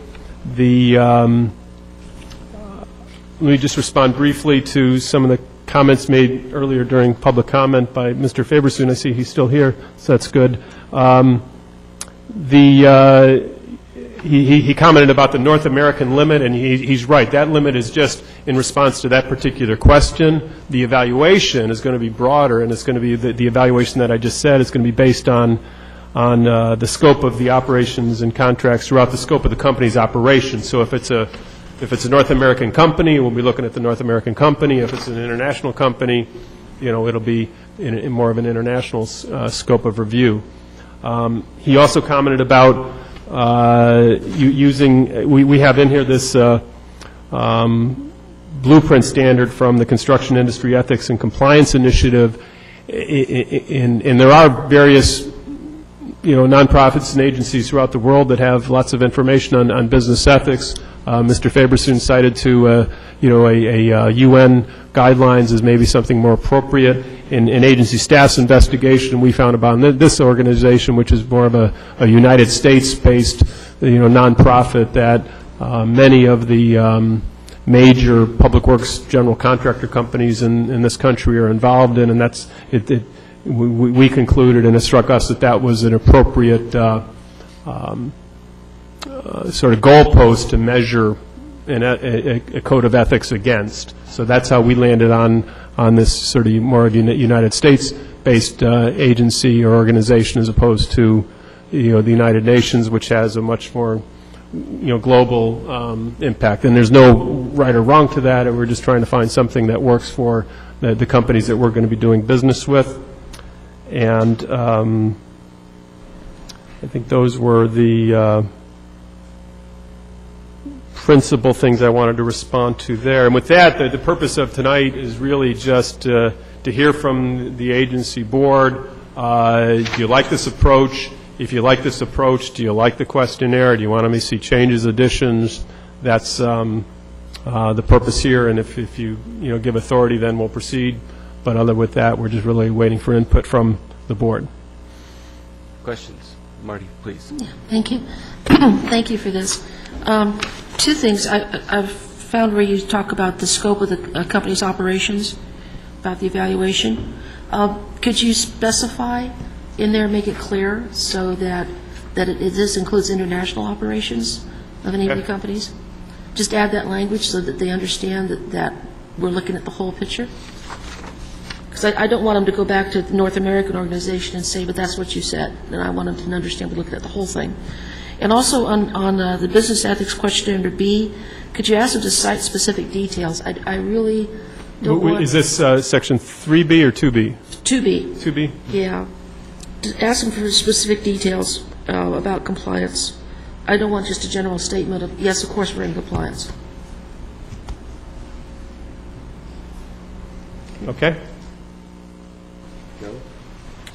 Yeah, a couple things. I'll trust staff, but I want to ask it. This seems a little fast. I mean, we're going to get this out. They're going to have just a couple weeks, and then we're going to try and get it into our February 24 packet. It feels to me like we're not necessarily under the gun on this, and I'd rather make sure we're kind of thorough and we get what we need, and we maybe even go back to some companies and say, you didn't give us what we asked for, or we've got a little bit more follow-up here, and then bring that to this board rather than have something come back quickly to the board and then have this board looking at it and not feeling like we got all that we wanted and have to do a, more of a redo. I mean, if we really think we can get all of this stuff by early February and it's going to complete and then be reviewed and synthesized and presented to us February 24, or am I misunderstanding the speed of this? The intention was to have the DBO teams submit the information by February 24th. The February 3rd date was incorrect. Okay. But, but it's not February 24 to come to us, no, then it's February. No. Okay, I'm sorry. I heard that we're backing off but okay. The February 24th date for submittal of the information by the DBO teams would allow us to process the information and bring it back to the board at the March meeting. Okay. But as Mr. Shanahan just indicated, given the board's earlier action on the schedule, the March time frame is not a critical time frame, and we could very easily bring it back in April without impacting the overall schedule as well. Okay, good. I've got that now. I appreciate it. And then, right now, we're the ones evaluating the information that comes back, right? And we're using kind of the criteria of this, what do we call this group? The Blueprint for Creating and Maintaining an Effective the Construction Industry Ethics and Compliance Initiative, right? So we're the ones doing the evaluation? Yes, that's what's being proposed. Yeah. And that's, part of why, staff's caution to the board is, we need to sort of work within, the limitations of your staff to do this review, as opposed to a major, this is a real slippery slope in terms of going, you could do all sorts of investigations and, hire, third-party consultants and international lawyers, and we're avoiding that because that's time and money. But that's why we're trying to develop something that's manageable, that staff feels that we can handle, and come back to you with, here's what we got, and here's a matrix, and here's the information, and try to put it in a package that you can evaluate and measure. Right. So I guess my concern would be that by all of our admission, we're going down a new road here ourselves. You guys are doing the best job we can. I like what you say, Dick. It's hard to figure out exactly what's the right and the wrong here. We're trying to find the best way to do it. So it makes me wonder whether or not there isn't some nonprofit out there that has experience doing this in other contexts that we couldn't have be the review board, so that quite frankly this staff and this board gets some perspective on this in comparison to what happens in other forums, and maybe there are some provisions that should be added to the DBO bid process that others have grappled with, and we might be able to figure it all out here in this period of time, going through it in somewhat of a case of first impression, certainly for this agency. So I'm in favor of this, and I think this is a real good start. We gave the staff direction to do this, and you have. Actually, I've got one other question about scope here, but I would be interested in our staff thinking about whether or not there isn't a better group than our staff to review the information after it comes back in. Because if we review it and we say, well, basically looks okay, not to be pejorative, but it might feel like an inside job, right? And I think if this board has questions, we're not going to have as much perspective as if there was a group that had done this in some other context or a similar context, but in a different venue.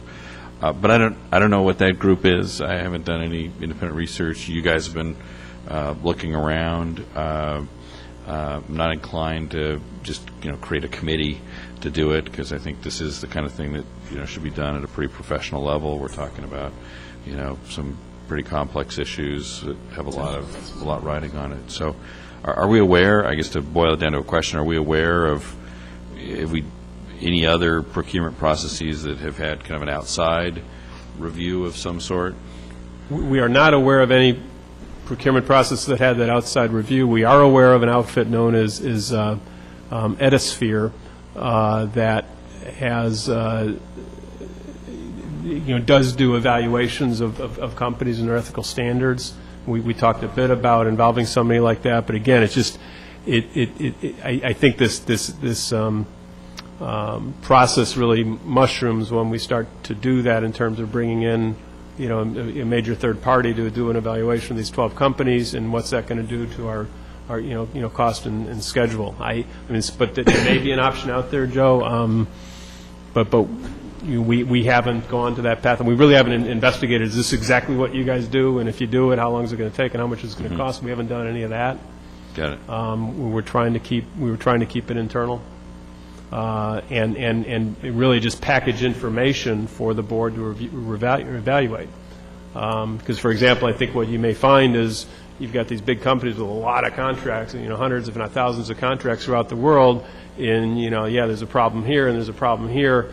And those are the numerators. Here's the denominators of everything we do, and then you guys have to decide: is that few bad apples, do you throw out the whole tree, or and we hope to be able to package that for you, because at the end of the day, I think it's going to be that kind of judgment call.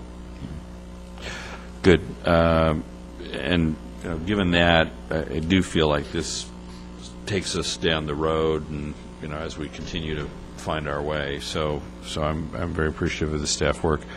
Jumping up to, I guess the beginning of the second page, where we are for each of the teams, we're enumerating the breadth, I guess. For each company should prepare a return. We list the companies, and for Veolia, it says a submittal should be made by Veolia Water West Operating Services, Inc.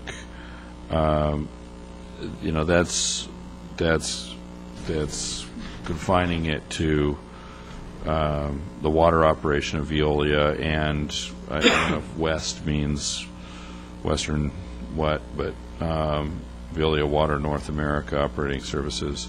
And then their subs, or the people on their team. But so then explain to me, Dick, how that matches with the international evaluation, right? So we just said here in our document just the water piece. So then does it go to the international of the water piece, or does it go to the international of all of the company? Yeah, and as we're trying to focus on who we're planning to do business with.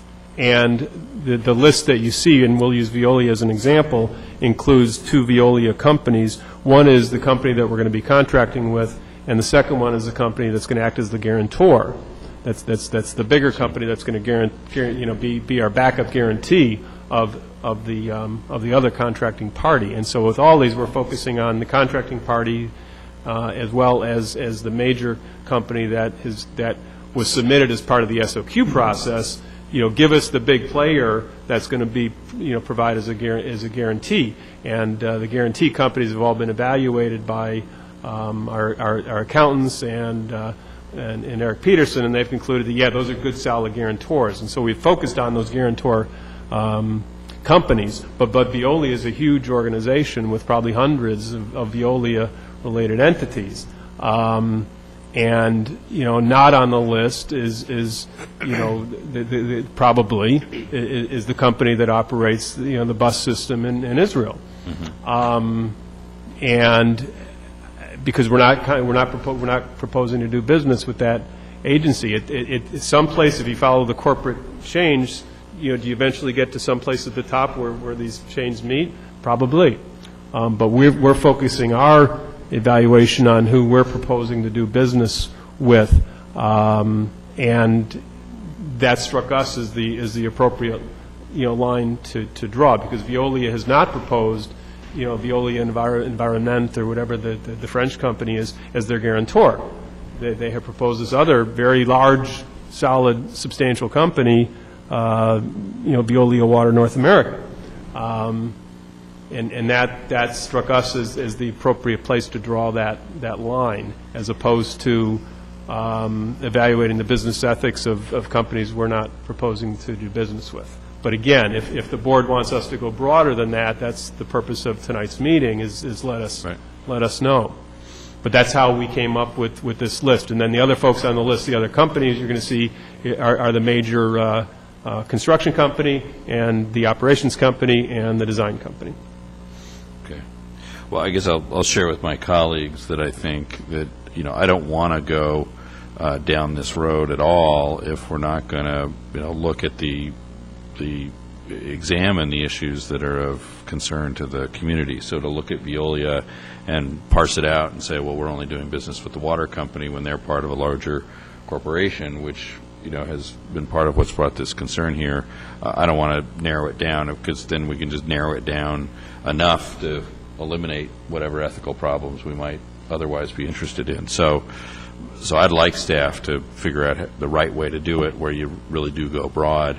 CH2M Hill, we could, are we defining that too narrowly or not too narrowly, and ditto for the other teams. So that's where I would be on this, would be to at least look broad enough to include the concerns that have been raised by the community. What we do with those concerns, whether we think they're too attenuated or not, that's the next call. But I don't want to be sitting here a month from now or more, with a report and people not having that body of information in front of us to take a formal look at.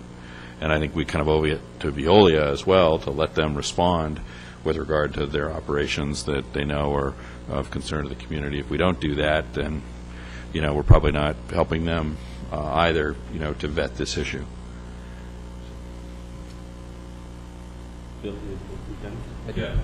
I have two questions. I do have comments. I will withhold them until we've had whatever public comment is going to happen. First question is, does UCD use anything like this in your large DBO contracts? I have to plead ignorance. I have no idea whether there's anything of this nature. Okay. And my second question is, we all know that Veolia buses run in Yolo County as part of Yolo bus system. I'd like to ask Mr. Saylor if the county, it's his ghost that's there right now, if the county... He's ducking. Yeah. Maybe Don can hear me in the back there, but when he comes back, I would ask the same question, if the county employs any of this kind of evaluation. I have no questions right now, but we have, how many members of the public want to speak to this item? Three of you? Well, I'm going to start with Mr. Reed. You've submitted a card, and could you line up? You start first. I'm going to give you each about 3 minutes. I've got a little stopwatch here, so I'll start it, and if you see me waving at you, it means please wrap it up. Well, actually, I'll give you the sign that I saw in all the Occupy movements. I'll try and make this quick. My name is Maurice Reed. I'm here filling in for A.C. Steelman, who is the business manager of Electrical Workers, Local 340, representing electrical workers in Yolo County and surrounding counties. Mr. Steelman unfortunately couldn't make it this afternoon, but he asked me to bring a letter which I have submitted through the clerk to you. Mr. Steelman met with various representatives of construction trades and looked at your draft document. They thought it was an excellent document. They did have 3 small additions that they would like to suggest that you consider, and they're in the letter. They're basically asking about charges filed with the Labor Commissioner, Department of Labor, about prevailing wage violations. The second one is about any charges that might have been filed with the State of California Apprenticeship Standards Department over violations of their public works laws involving the hiring of apprentices. And the final one is that apprenticeship programs that they were participating in. And this, we feel, would strengthen the local hire provisions and would make a little added fill-up. So I'm not an expert on this, and I don't know that I could answer any questions. I presume that you will have copies of it. And Mr. Steelman's phone number is on here, and he would be happy to talk to anybody who has any further suggestions. But we would hope you would consider these. Thank you, Mr. Reed. Thank you. Please come forward.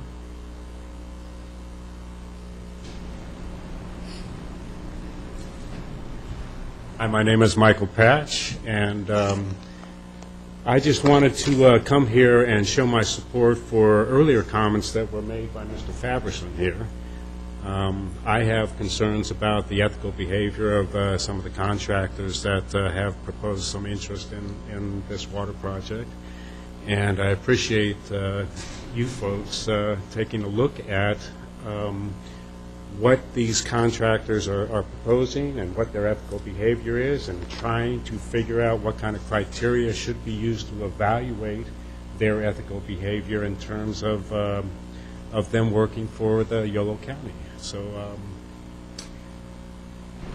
I appreciate Mr. Cravosa's concerns about looking at this criteria on a broader scale, not just the entity that we intend to contract with, but the entire company as well, and looking at independent evaluation companies rather than limiting it just to this board where the qualifications may not be as extensive as necessary. So I guess what I primarily want to say then is that I appreciate what the board is doing in considering this whole issue, and I also want to reiterate my support for Mr. Faverson's comments earlier. Thank you very much. Thank you. Thank you, Mr. Patch.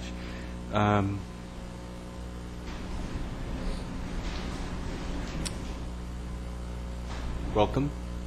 I didn't give in a card earlier because I wasn't going to speak, but I decided I should say something. My name's Jim Burchell, and I'm speaking on behalf of myself. I'm from Davis.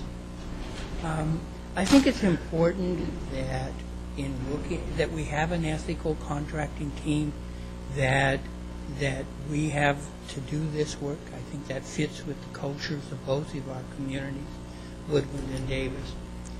I do have some concerns about us trying to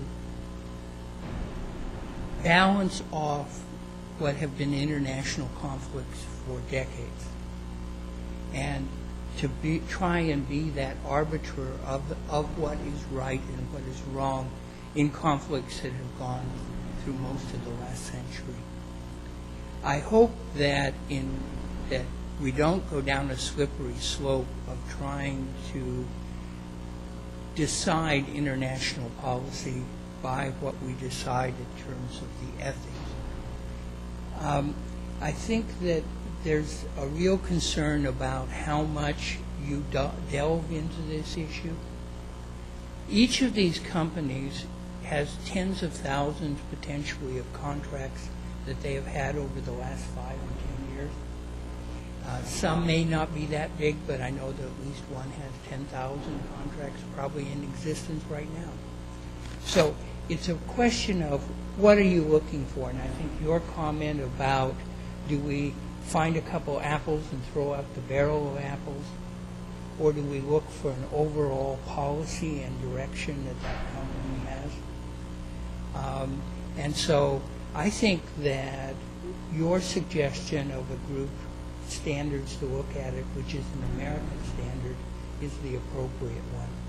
And so I would hope that we don't consume our energy for the next year deciding international conflicts and arguing the rights and wrongs of the people in another part of the world that have been at conflict for the better part of last century. So I would hope that we focus on what I think are the primary kind of issues. One is that we build a good system, that we have an ethical company, and that we bring it in at a reasonable price for the ratepayers. Thank you. Thank you, Mr. Burchell. Yes, please come forward.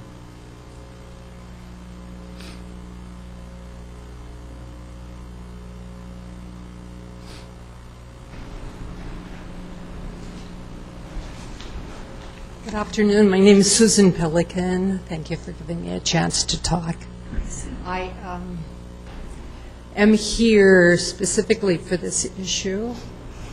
I am very involved in the BDS movement, boycott, divest, and sanction of Israel for its apartheid treatment of Palestine.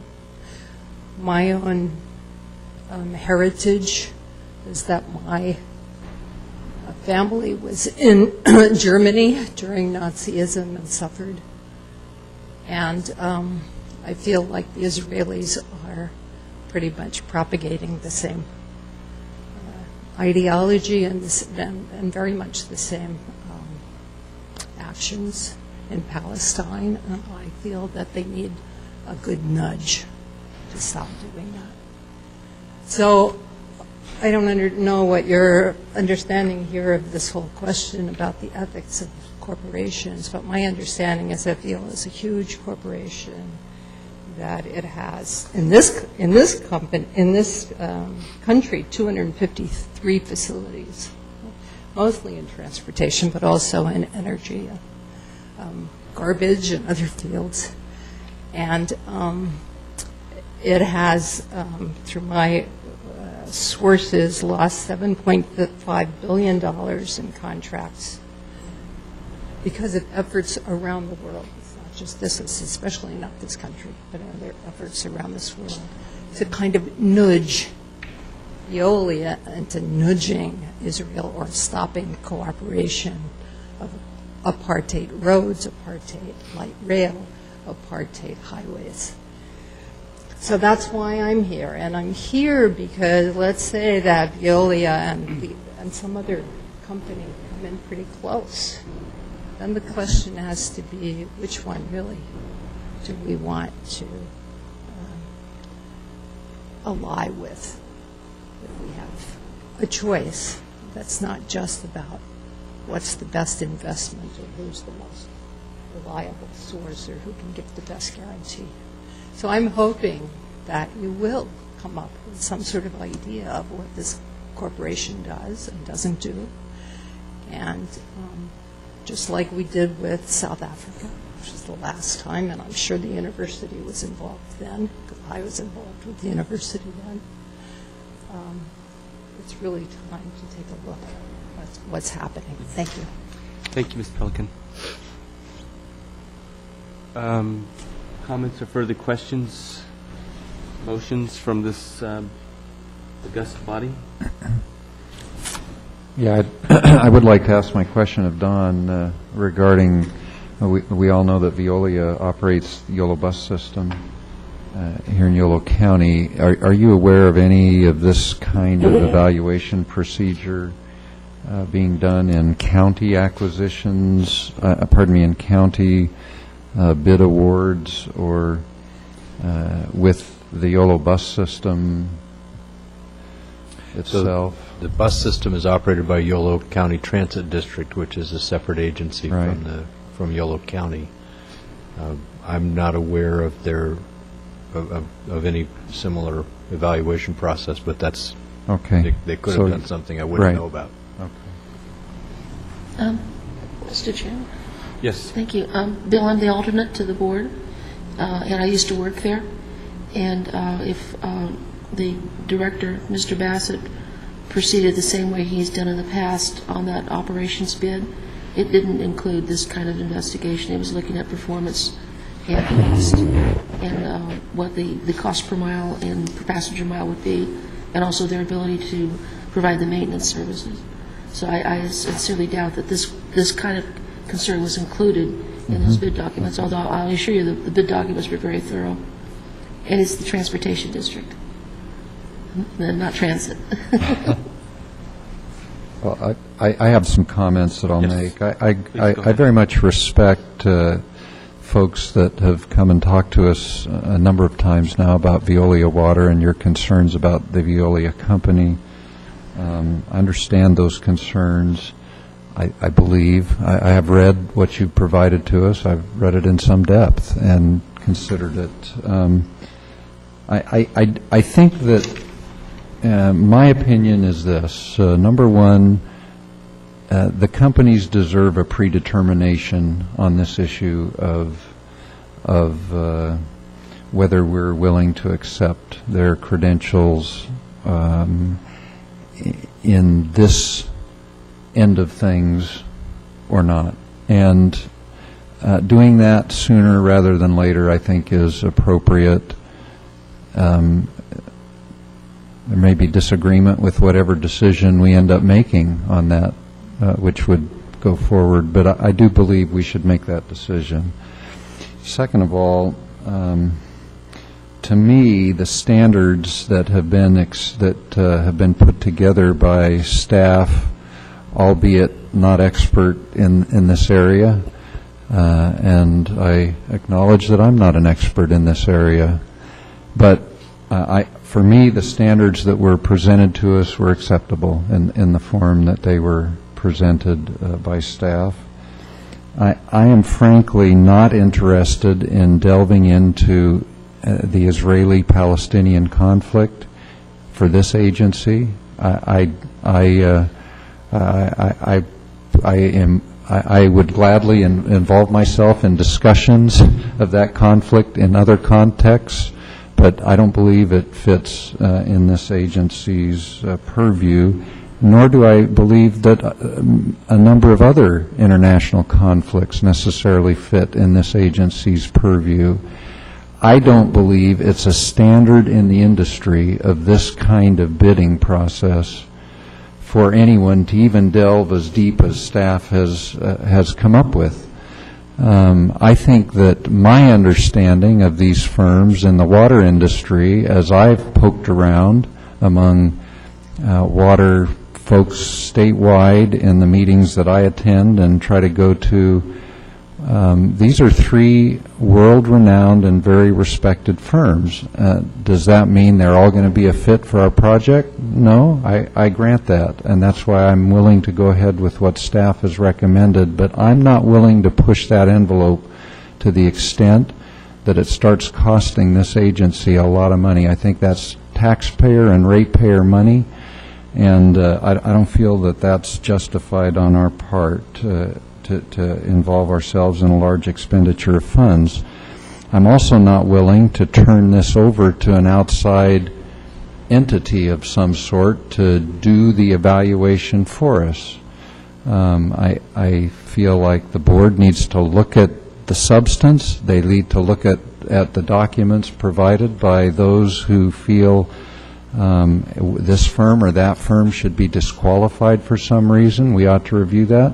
We ought to make the decision and then move forward and do the best we can in it. So I know that may not be the politically correct thing to say, but that's how I feel about it. I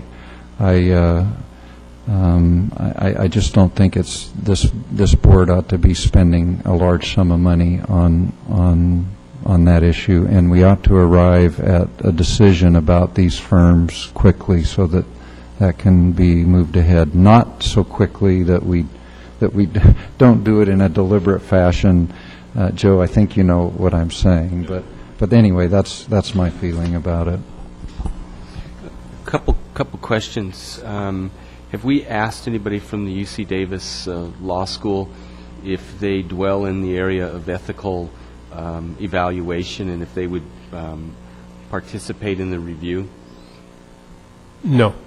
Because I would think that's a resource we have that might offer us someone that deals in this arena of law and would be willing to give their services potentially just for the purpose of being part of the process. I did, and I even poked around their website. The Santa Clara School of Law has one of the premier business ethics programs in the country and has this Markula School of Ethics that's got quite a reputation. And you know, I toyed with the idea of contacting them, and I did not because of what I said earlier in terms of just the sort of scope just mushrooms when we started. So I did not. I mean, there are certainly firms out there, and UC Davis may have a similar, UC Davis Law School, King Hall may have a similar program. I'm just not familiar with it. The Santa Clara program I am familiar with. So there are programs like that out there.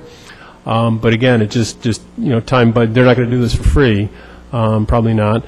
Time, budget, and scope just creeps. So. And again, at the end of the day, my view is it's going to be a subjective evaluation by the four of you guys. Right. And I don't think we really want to substitute, the subjective evaluation of some other, person who's not, beholden to the ratepayers. So that's kind of what I came back to, and I view our job is, package the information, get it to you guys in a manageable format so you can exercise your best judgment. And then second question has to do with the team that's in the bullpen.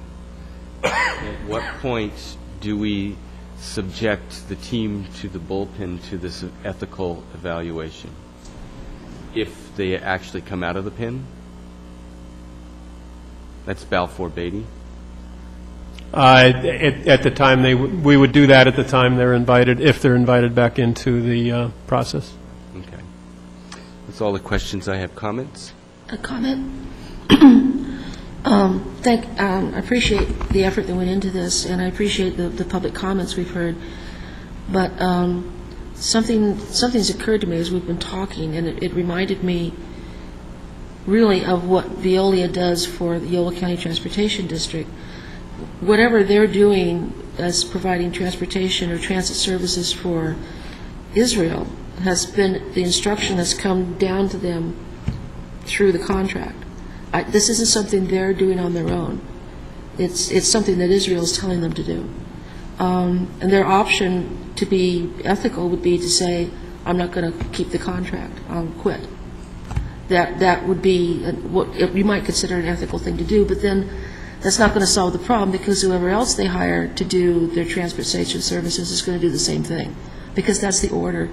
I don't think it's like what we do, what Yolo County Transportation District does. We tell them where to drive and where to stop and how to proceed with the contract. They don't initiate these things on their own. They're a service provider, and they're fulfilling the contract responsibilities. So if you're thinking that by evaluating Veolia's international or transportation ethics as they relate to the Middle East is going to make a whit of difference to Israel, I don't see it. I don't think that's going to happen. I think that we can, I'm proud that we're doing this. I know you say this is unusual, and it is unusual, but I don't see anything wrong with being the first people to do something unusual. It's just like being people who say you want local providers doing the construction where possible. That used to be considered highly unusual, and it's standard now. But I want us to proceed with this. I want to get the evaluations done as soon as possible. But I'm happy with what the staff is providing, as long as we solicit detail from them. I don't want general statements, because I've been on too many boards of too many agencies where people slide by with a general statement. You need the specifics from them. And I forgot what I was going to say. It just slipped out. Come back. No, but I'm glad that we're doing this. But it's what we're really talking about is rewarding good behavior. And I don't know if the behavior that Veolia is doing because of Israel telling them to do that is really their bad behavior or not. It's Israel's. And our contract isn't with Israel. They're not going to be building our water system. So I would be happy to march and carry signs for treatment for the Palestinians. But where it comes to this, I think we have to limit it to the people that we are going to be doing business with. So I think Dr. Marvel, I think, is on the right track. And also, it'll be more manageable for us. We could get stuck on this for 12 months, and I don't think that's what we want to, where we want to go. I have a question. I might have missed something, but did this letter that came with additional questions suggested for the survey on issues that are happening right here in the U.S. with employees and labor standards and apprenticeship programs, is that possible to include in the questionnaire? Yes, I've not seen that letter, but those seem reasonable requests if the board so directs. That's probably something you want to know about. If that's, I think that would make some sense. I have no issue with these questions being asked, but again, I want to caution that some of the questions are about claims or charges having been filed. Claims and charges are allegations. They are not necessarily facts, and we'll have to make that judgment when we look at them, but I think these are fine for us to look at, and I'd support adding them. The evaluation should be in toto. Is any further comments, or does someone like to make a motion? I'll move the item with the addition or asking staff to incorporate as best possible the requests from the IBEW that was presented to us, and with the added request that the breadth of information requested from the 3 bidding teams be as broad as possible. To include their international divisions. I think that's what we want to get at here. The degree to which they decide to answer, obviously, is up to them. So moved. Second. Second. Seconded by Marty. Any further comments or questions? I just want to comment on, as my understanding of Joe's motion, that does substantially broaden the scope of what's being presented to you. And again, using Veolia as an example. If the request is made is to include the breadth of it as much as possible, that would, as I construe the motion, include Veolia Environment and the corporate conglomerate and all of the companies operating under it, which substantially expands the scope. Because I think the only way to get at what's going on with Veolia in Israel, which I think is the intent of the motion, is to go to Veolia Environment and then everybody who's under that, and that's going to be a huge undertaking on the part of Veolia. The other consideration, just for the board, is there comes a point where a DBO proposer may look at this and say, "Oh my goodness, they want us to do what?" And so it puts a much larger burden on Veolia as the company, because then Veolia Water then needs to go to Veolia Environment and say, "Hey, we want to participate in this project in Yolo County, California. To participate, we need to work with you to get all this information." I don't know how doable that is, or if that's going to be a problem for Veolia internally, but I just wanted to comment on the motion that does substantially expand the scope. And that's fine if that's the board's intent. I just wanted to make sure that the board was clear, and I was clear on my understanding of the motion. Well, I'd probably, unless you want to change that, I'd probably make a substitute motion. Okay. But let me just ask Dick. I mean, Dick, I'm looking at on page 2 here, the business ethics questionnaire, A through F.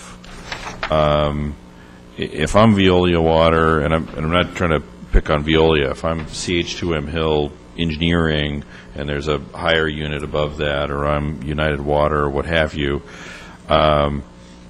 and I'm answering it for my unit, my North American unit, which is presumably pretty large, this only seems to represent a significant amount of additional work if, in fact, the North American unit has a different policy than the company-wide, and especially if the different policy is perhaps less lenient in North America than it would be worldwide. I mean, otherwise, if there's a corporate-wide ethics policy and all units of the company are abiding by that corporate-wide ethics policy, then the answer is the same. Well, it is, but as I understand Veolia's structure, we would need to add another company to the second bullet at the top of page 2 to include Veolia Environment, which is sort of the next conglomerate above these guys. And so you're right, it's just one more company responding to these lists of questions, but that company's substantially larger than the others.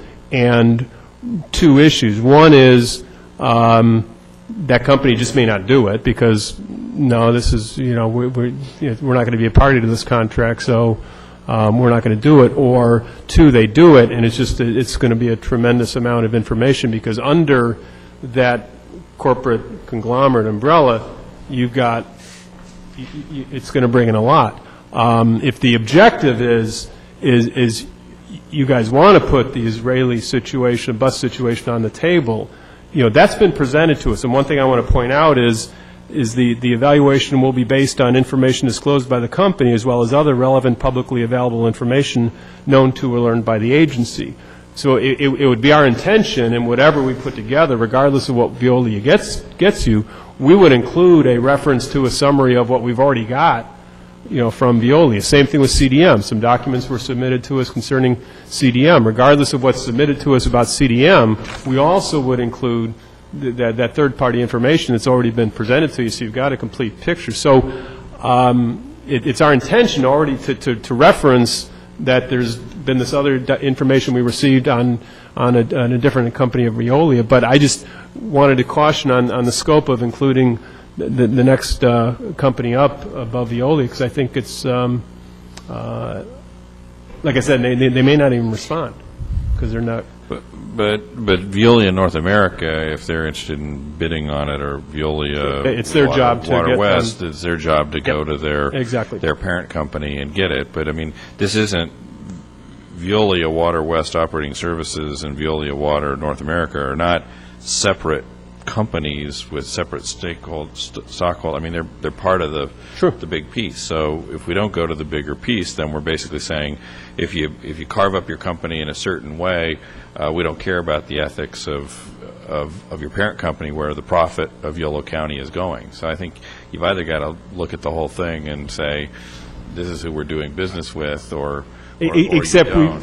We've addressed that situation in the RFQ by demanding that if you're going to have if you're going to create a small corporation to do business with us that doesn't have a lot of assets, you may do that, but we want to see a guarantor. And so we've addressed that through the guarantor requirement, that there be a substantial, well-capitalized guarantor standing behind the smaller companies. And so it's the guarantee again. But again, it's the motion's on the table. So I just wanted to clarify my understanding of it. And Veolia is big enough where for their guarantor, they don't need to go to the French company. They've got a big enough company here in North America that they can go to that's a substantial, well-capitalized company, and that's who they've included in their proposal. Right. But I separate the guarantor issue from the ethics issues. I mean, there's different reasons to go big or not big. Yeah, so, all right, okay, fair enough. Yeah, and I Mr. Burchell, if you've already had time at the podium, is this other? Well, I think while we're during debate. Comments over. Point of order, please. Sorry, sir. Yeah, are we in discussion? I'm not prepared to support. I'm prepared to support the ethical piece that's been presented. I'm not prepared to support the expansion that Joe's talking about. I feel like we can do that by a follow-up. We talked a little bit about having the ability to look at what comes and if there's some follow-up questions. And frankly, I think the issue we already know. We already know the couple of issues that are on the table, all of us. So I think that adding that language is only compounding cost for this agency and compounding complexity. And I think that I would make a substitute motion to adopt the recommendation that's been presented by staff with the addition of these questions from the International Brotherhood of Electrical Workers, which I think are local questions, and that would be my substitute motion. Is there a second to that motion? Oh, okay, I'll second that one, too. It's okay if it dies. I mean, It's been seconded. but those are my feelings. And that's the only reason that those are my feelings. It's not because I disagree with the ethical considerations. Question, can we add language that indicates that we might have a follow-up questionnaire? Well, I don't know if you need to add that to the motion, Marty. You can always do that. Okay. And we've got, as evidenced by the discussion earlier this afternoon, we've got time in the schedule. Yeah. If you get into this in March and April and you don't feel you're satisfied with the information provided, you'll always have the opportunity to do a supplemental request for more information. Yeah, okay. Yeah, I think that's good, Marty. That's persuasive to me, because if I'm not satisfied with the answers or the format in which the answers were presented, I may not go back to them. Yeah, and we have no idea what we're going to get from these companies. Are we going to get a little 3-page thing, or are we going to get a binder? We just don't. That's what my fear is that we will end up with a 3-page submittal, and that's, to me, going to be inadequate. And it gets to the point I think that Joe's trying to address is there is an international aspect to one of the entities, and it's only one of the entities that really has an international aspect to it. I think we're all keenly aware of, and have been made keenly aware of, thanks to members of the public, of the problems that are in existence with that particular entity. Frankly, if I, as a nonviolent protester, were to focus on something, I'd focus on the transportation segment that's in Yolo County. That'd be my suggestion. And this is, in my opinion, has some relevance, but the degree of relevance is not even close. And therefore, I think what we're asking, what we're doing, exceeds anything that's ever been done before. I have heard of none. There has been no contract that I've ever participated in and been a voter on that has ever had this in-depth a request for information on the ethics of the company. And I think this is precedent-setting. But we are in a new realm, and I think we have to be judicious, and we have a responsibility of not expending more money than we have to. And I think that we are going to, if the answers come back are inadequate, we can ask further questions. So I think I'm satisfied with the substitute motion enough to vote in the favor of it. Any further comments? Call the question. All in favor, please say aye. Aye. Aye. Those opposed? Opposed? No. For Mr. Carboza, that's 3-1. First motion, not unanimous. Okay, I would thank my colleagues for hanging in with me a little bit, and I understand the reasoning too, and I think that the message to the audience is that this policy does include information that's brought to us. So the way in which this board will consider the community's concern when it kind of starts getting too broad for us to feel like we can reasonably collect that information, or it's becoming too burdensome, is for it to come. So that's the information, or that's the invitation, I think, to this group. So thank you. I also just wanted to follow up with one quick point. I really wanted to agree with what Director Marble said, which is, we want to go through a transparent and open process and consider this information and get to closure on this, so that once the bidding happens, the bidders can bid with certainty on the project. It cannot be the case that they bid knowing that if it's close at the end, we might flip one way or the other based upon an ethical issue. I mean, we're making sure that everybody is at a baseline and everybody commits to a baseline for this project, and it's at least my intent that once we find that point and we set that baseline for everybody to follow, that will be clear to all the bidders. There can't be ambiguity when the bidding process begins about the final. Otherwise, people are not going to bid seriously if there's a cloud, and we've dealt with that issue in other ways by this group. And we need to be very, very consistent in setting this bid process up so that there's great integrity to the competition that we want to foster to cut the cost to the community. So thanks for indulging me on that. Great. Thank you. That concludes this item. We'll move to number 10, which is project financing update. Yes, this is an item that the board asked that we make regular reports on, so I just wanted to highlight a few activities related to financing that are underway. First of all, there's a trip that is scheduled to go back to Washington, D.C. to continue pursuit of funding. That's scheduled for March 5th through the 8th. Board members Marble and Sousa and myself will be representing the agency. We've had good coordination with Reclamation District 2035, who will also be on the trip. And the three primary focus areas in our meetings in Washington, D.C. will be continued efforts to secure funding for the intake facility, a separate but related effort to identify potential sources of funding for the surface water project, and I understand there's also going to be some activity related to Yolo County flood control issues. There have been a few meetings since we last met that are related to funding as well. There was a meeting shortly before our last board meeting with Jerry Merrill in the governor's office. Coming out of that meeting, I think Director Souza was with us. Mr. Merrill encouraged us to meet with members of the other departmental members who will be in the chain of command with respect to grant funding. So following up on that suggestion, there was a meeting on January 4th with Chuck Bonham, who's the director of Fish and Game. And that meeting was primarily focused on identifying potential sources of funding for the state match of the federal funding on the intake structure. There was a meeting on January the 12th with Assemblymember Yamada. Again, Board Member Sousa attended, and that was a project status, a meeting report, but we also at that meeting introduced the suggestion that we would be needing to come back to the Assembly member and seek assistance on pursuit of funding.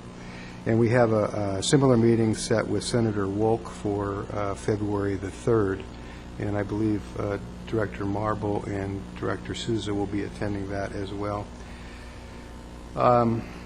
There's a couple of industry-wide related efforts underway. On March 7th and 8th, there's what's known as the American Waterworks Association annual fly-in, and the single focus of that national effort will be to encourage Congress to establish a water infrastructure finance and innovation authority, and it would be basically a new authority that would be empowered to issue low-interest loans for water and related public works types of projects. Jacques DeBras will be attending that session as a delegate for AWWA. There's also a cap-to-cap kickoff meeting that's set for January 23rd. The surface water project was identified as a regional priority in last year's cap-to-cap effort, so we'll be updating the information on our project and ensuring that it remains on the region's priority list. And then finally, just in terms of future actions,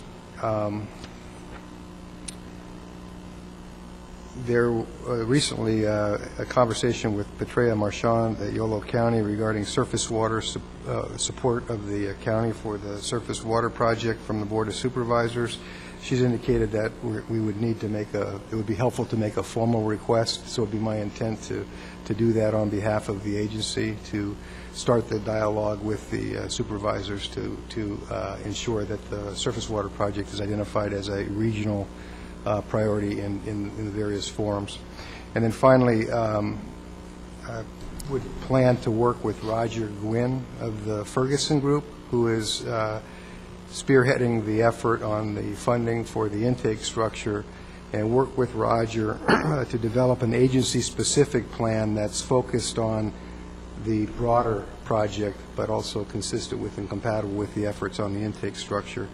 The effort would identify potential sources of funds, eligibility criteria, steps needed to obtain the approval and the ranking on priority lists, and agencies and elected officials that we would need to interact with in order to enlist support. And I would be bringing that specific plan back to the agency at the March board meeting. So that's just a quick summary of various efforts that are underway related to project financing. Thank you very much. Long-range board calendar, we have that before us. Do we need? Oh, yes, please. I would just like to comment on the good conversations that have taken place between Petrea and Mr. Deemer, and to encourage the board, working with your staff, to get a specific request forward.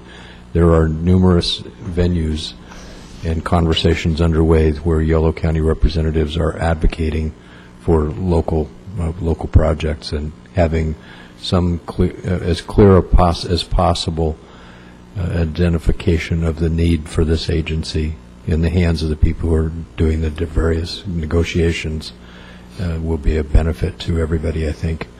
And I think you probably are aware of some of these conversations that are going on, And you might consider doing almost like tiers or something like that, where this is the basic thing that is necessary. Here are additional pieces that the county can assist in advocacy to support at different levels.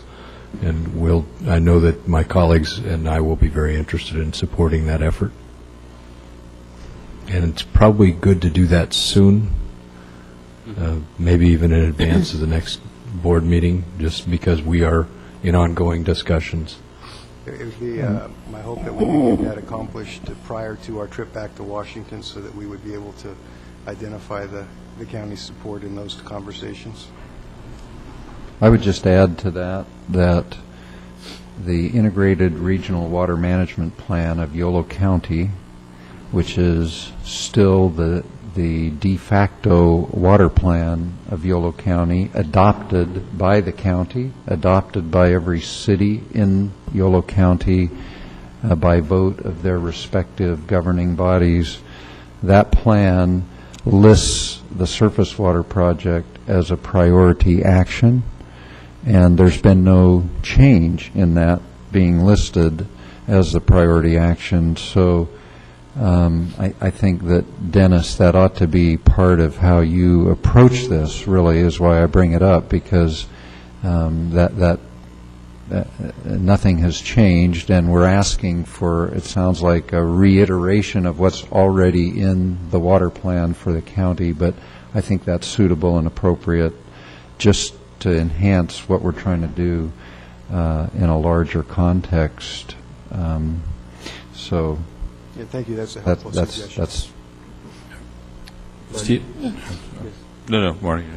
Okay, just a quick question. I know that when we met with Assemblywoman Yamada, one of the questions at the end was one of the questions at the end was if this project is eligible for state infrastructure bank financing, and I don't know if we've got an answer. We haven't yet, but we're looking into that. Okay. Yeah, I'm on the bubble whether to go to cap or not, and so I think any thinking on whether or not this agency is going to be active in cap other than getting our project listed or not would be helpful. It sounds to me like our major lobbying activities in Washington, D.C. are probably best focused on the very, very specific parties that we're talking to, and we just want to be recognized within the overall cap thing. But if we are going to want to have representation on the cap, we should probably think about that sooner rather than later. Well, that was one of my items on discussion, and if you brought it up, I would like to make a couple comments about that. First of all, do it now because it's interrelated. Okay, I was involved earlier this week in the first planning meeting for the flood water policy committee of the Sac Metro Chamber. Mr. Woodling was there, and a number of other individuals, including Mr. Shapiro, who heads the flood team, and John has headed the water resources team. And we do have a meeting that I will be attending, and I think Mr. Deemer will be attending, for the water resources team. Right. Next January 23rd. You gave the date. I've got it on my calendar.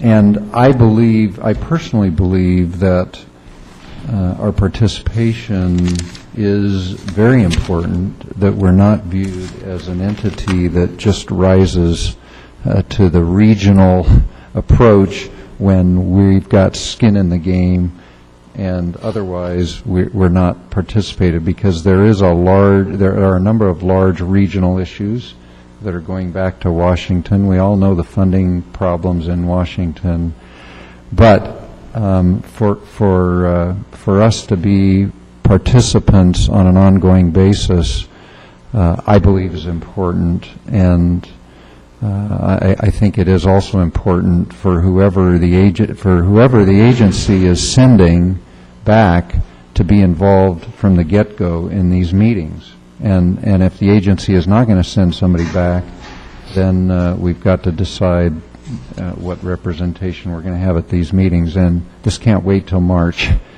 So I don't know if it has to be agendized somewhat separately, but I think there ought to be decision made tonight as to are we going to participate, and B, who from our agency is going to represent us in that participation. I don't know how we can proceed down, well, project financing update, I don't think gives us authority to designate a participant in cap to cap. Right, it's really not on the agenda for that. I'm not sure it requires board action, because I think you've already put money in your budget. Right. Yeah, we don't approve those things in our council level, but I know we approved it a year ago when we did it, so I just want to make sure it's open and yeah, whatever we're doing. Yeah, because I think the manager's got budget authority to deal with cap to cap. Right. And I'm not sure what's in the budget, but I know something was in there. But I would concur that I think participation by this board has to occur in cap to cap. We've already established a relationship. In fact, we've established a relationship with many of the entities that cap to cap meets with, but we've also established it in a cap to cap framework.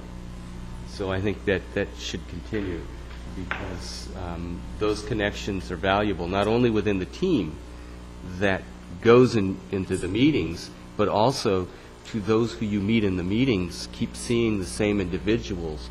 I think they start to realize that it's important to us, and they give us more credence. When you operate more on a first-name basis rather than, who are you again, I think you get a lot more done, and I think that's something I think we have to do. So we don't need to make that decision, I don't think, tonight, Bill. But I think we do, because the meetings have started.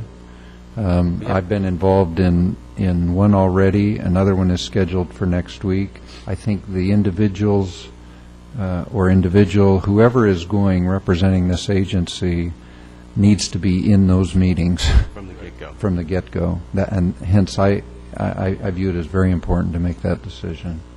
Well, my understanding is, I will be attending the January 23rd meeting. I've not been involved with this particular group before, but I thought it would be important to go and meet the participants and get familiar with the agenda. I also understand that Jacques Debras, who has participated in the past, will also be attending. And Board Member Marble, is it your question, who will continue to participate? No, I think staff always participates in some of the planning, but I think it's important for whoever this agency designates to go back on cap to cap, that person be involved in those meetings on an ongoing basis. Well, I don't think we can designate that person here tonight, but I think that I can say, and you can say, and anybody here can say that I'm going to the meeting. And if the board wants to take up that designation later, we can do that. And I would say I'll be glad to, and I think you're probably going to want to go too, but I'll be glad to go to that meeting.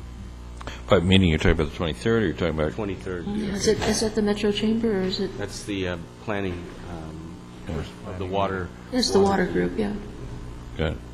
I plan on going to that also. I mean, I think Bill is right, though, that, whoever we are going to have be our representative at cap to cap, be good to have them kind of on point for these, for these meetings. So if we all show up, that'd probably be very impressive too. But I think, Bill and Steve have been our points on this, this financing stuff, and you both went to cap last year, right? So I mean, I think it's, at least in my mind, it's up to you guys to work out, what makes most sense given your schedules leading up to cap and cap to cap. And a number of us also, potentially can represent 2 or 3 or 4 different entities at cap to cap. So, sorting that out is a whole other issue. So, I don't know if we decide tonight, but I would encourage the two of you, unless I don't want to speak for you, Marty, but I'm happy to defer based upon your our past chair and our current chair, and both of you being the cap to cap participants last year. I do know when you go to cap, you have to commit to kind of what group you're in. You can't serve the transportation and the air quality and the water. You kind of are all in on what your track is, right? So whoever decides to go, they've got to be the person who's going for water. I've known people that have tried it already. Yeah, I was on the transportation and water, and I only made one of the transportation meetings. It was pretty hard, but I made the water meetings. Yes, pretty hard. So I think a few of us will probably be coming to that meeting, Mr. Deemer. Sounds good. We'll leave it at that. We have a meeting in March, and I don't know if any We have to approve this with correspondence. right. So you don't need to make that official designation, or we can't even make that official designation here tonight, but I think it's the best way to deal. Do we have to make an official designation, or? No, you've been serving that role, and the discussion is, Yeah, I yep, can coordinate with the manager on I'll work with participation. the board and Yeah. with the manager and make the determination. Thanks, Bill. Yeah. Long-range board calendar. Yeah, for information, you have a calendar both in your packet and an enlarged version at your places. As you can see, we're not planning a meeting in February. You see some of the tentative agenda items from March through the rest of the year. And if we're missing anything, we see something that isn't on here that needs to be, please let me know. Looks great. Great. The correspondence letter on behalf of the City of Woodland supporting the grant application. This is just for information. Again, this was a letter that the City of Woodland requested for a grant that was signed by Chairman Souza, and it's in your packet for information. And anything from the Technical Advisory Committee? Just real quickly, let the board know that General Manager Deemer and Project Engineer Yost attended our Water Advisory Committee meeting last week to provide them some background information. We didn't get through it all. We didn't really expect to, frankly. They'll be coming back next week to continue helping to educate the Advisory Committee on the history and background of the water project, so we appreciate their support and working with our committee. Great. And further board correspondence? Nope. Yeah. I'd like us to have on our next agenda, I think we do have to appoint representatives to the RWA, Regional Water Authority, staff and elected official. Yeah, So we'll we need put that on our next agenda. Yes, thank you. Thank you.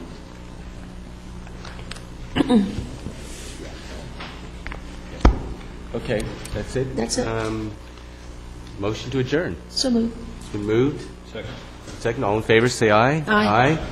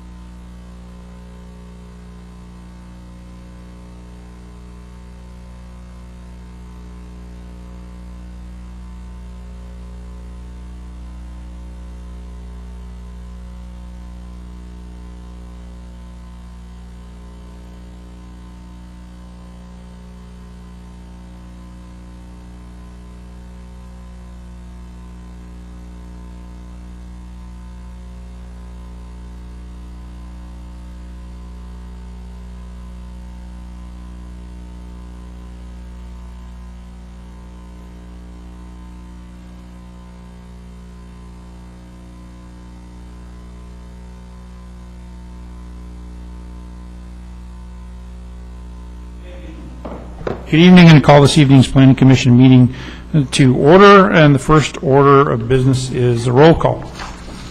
All right, Commissioner Lopez. Commissioner Wurzel. Present. Commissioner Murray. I'm present. Chairman Sanders. Yep. Commissioner Barzo. Here. Commissioner Gonzalez.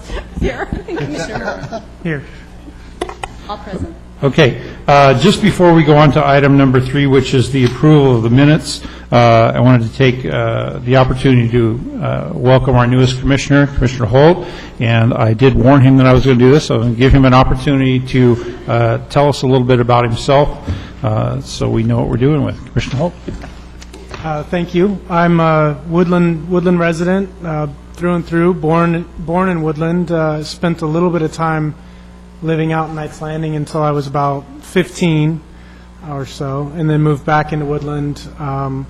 Currently pursuing a career in architecture. Have my final licensing test sometime beginning of this year, and live here near the fairgrounds with my wife and 2 dogs.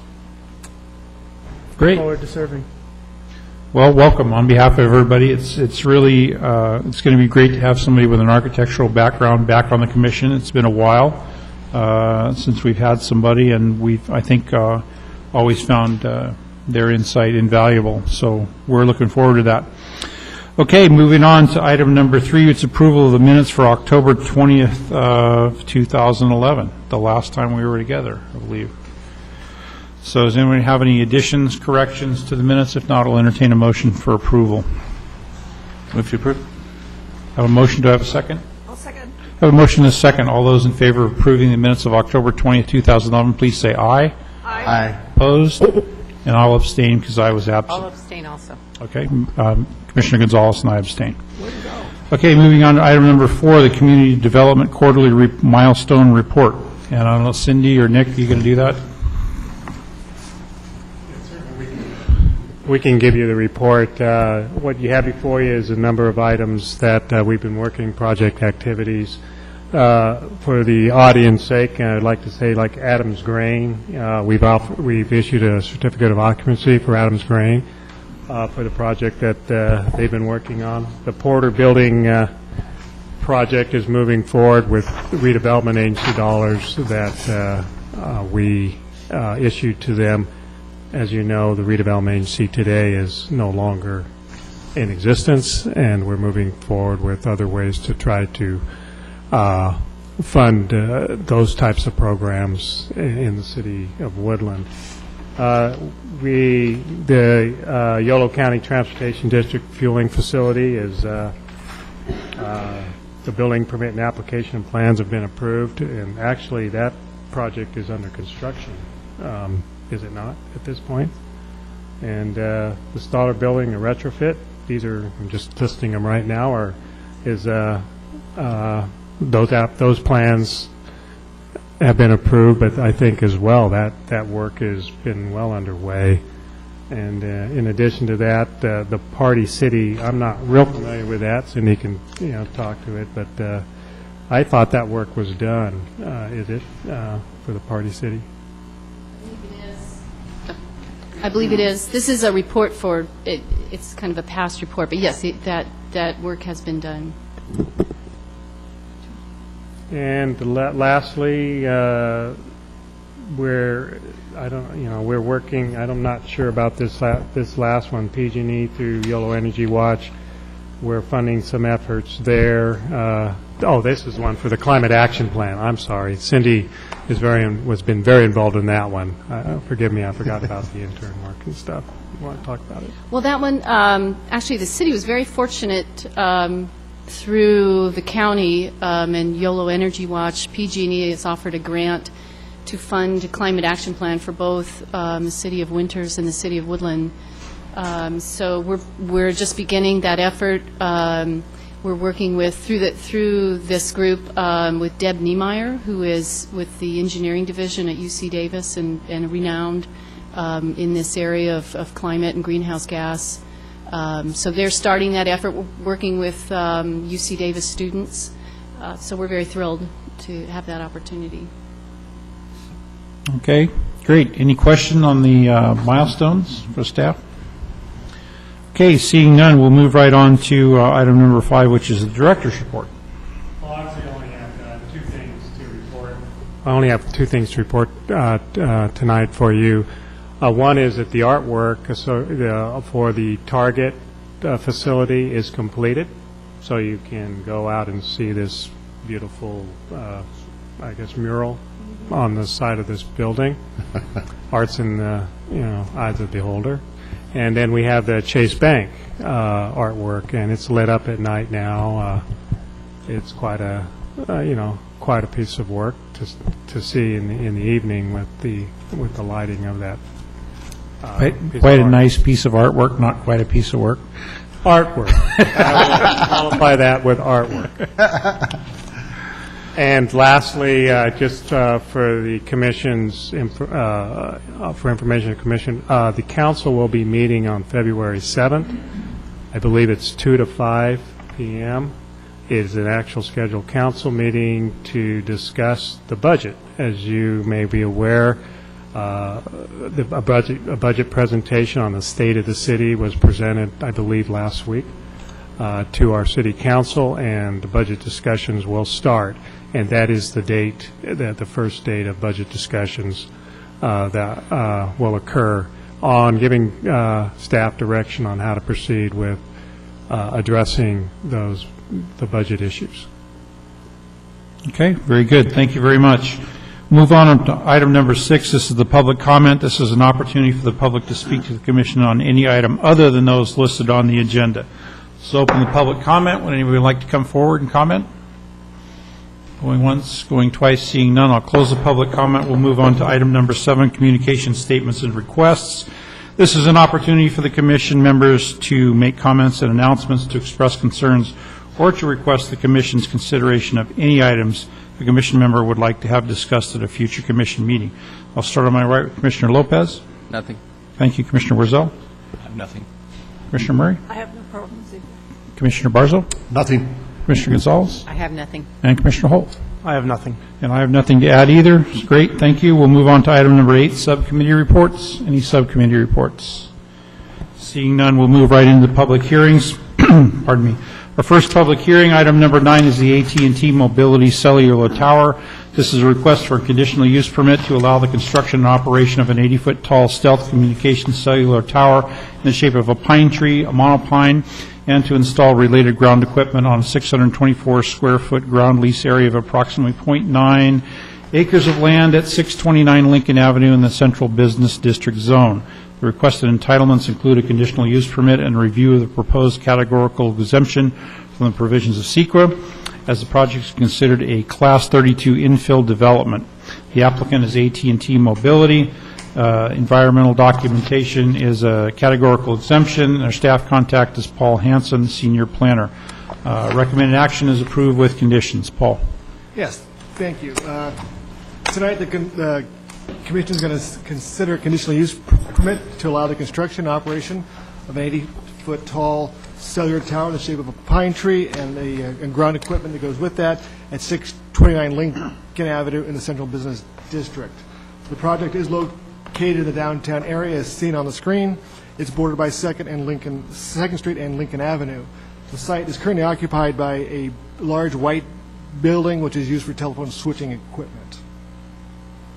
The actual proposal calls for the construction of a 36 by 17-foot equipment area with a 12-foot high concrete wall that will be surfaced with Old Town brick veneer. Inside this enclosure will be a prefab equipment shelter which will house the actual equipment. In here will also be the 80-foot tall monopine cell tower mounting up to 12 antennas, 2 3-sector configurations stacked at 60 feet and at 68 feet. There will also be planting in the parking lot. The existing parking lot currently has gone devoid of vegetation. They're going to replant that. They're also going to repaint the existing building as well. And they do propose to pay an in lieu fee for public art of $10,000. Here is the site. It is exactly 90 feet from 2nd Street and 82 feet from Lincoln Avenue. It is directly behind a large landscaped area which includes 16 trees, 6 of which are mature fir trees that range from 27 to 68 feet in height. This is the actual area as seen from Lincoln Avenue.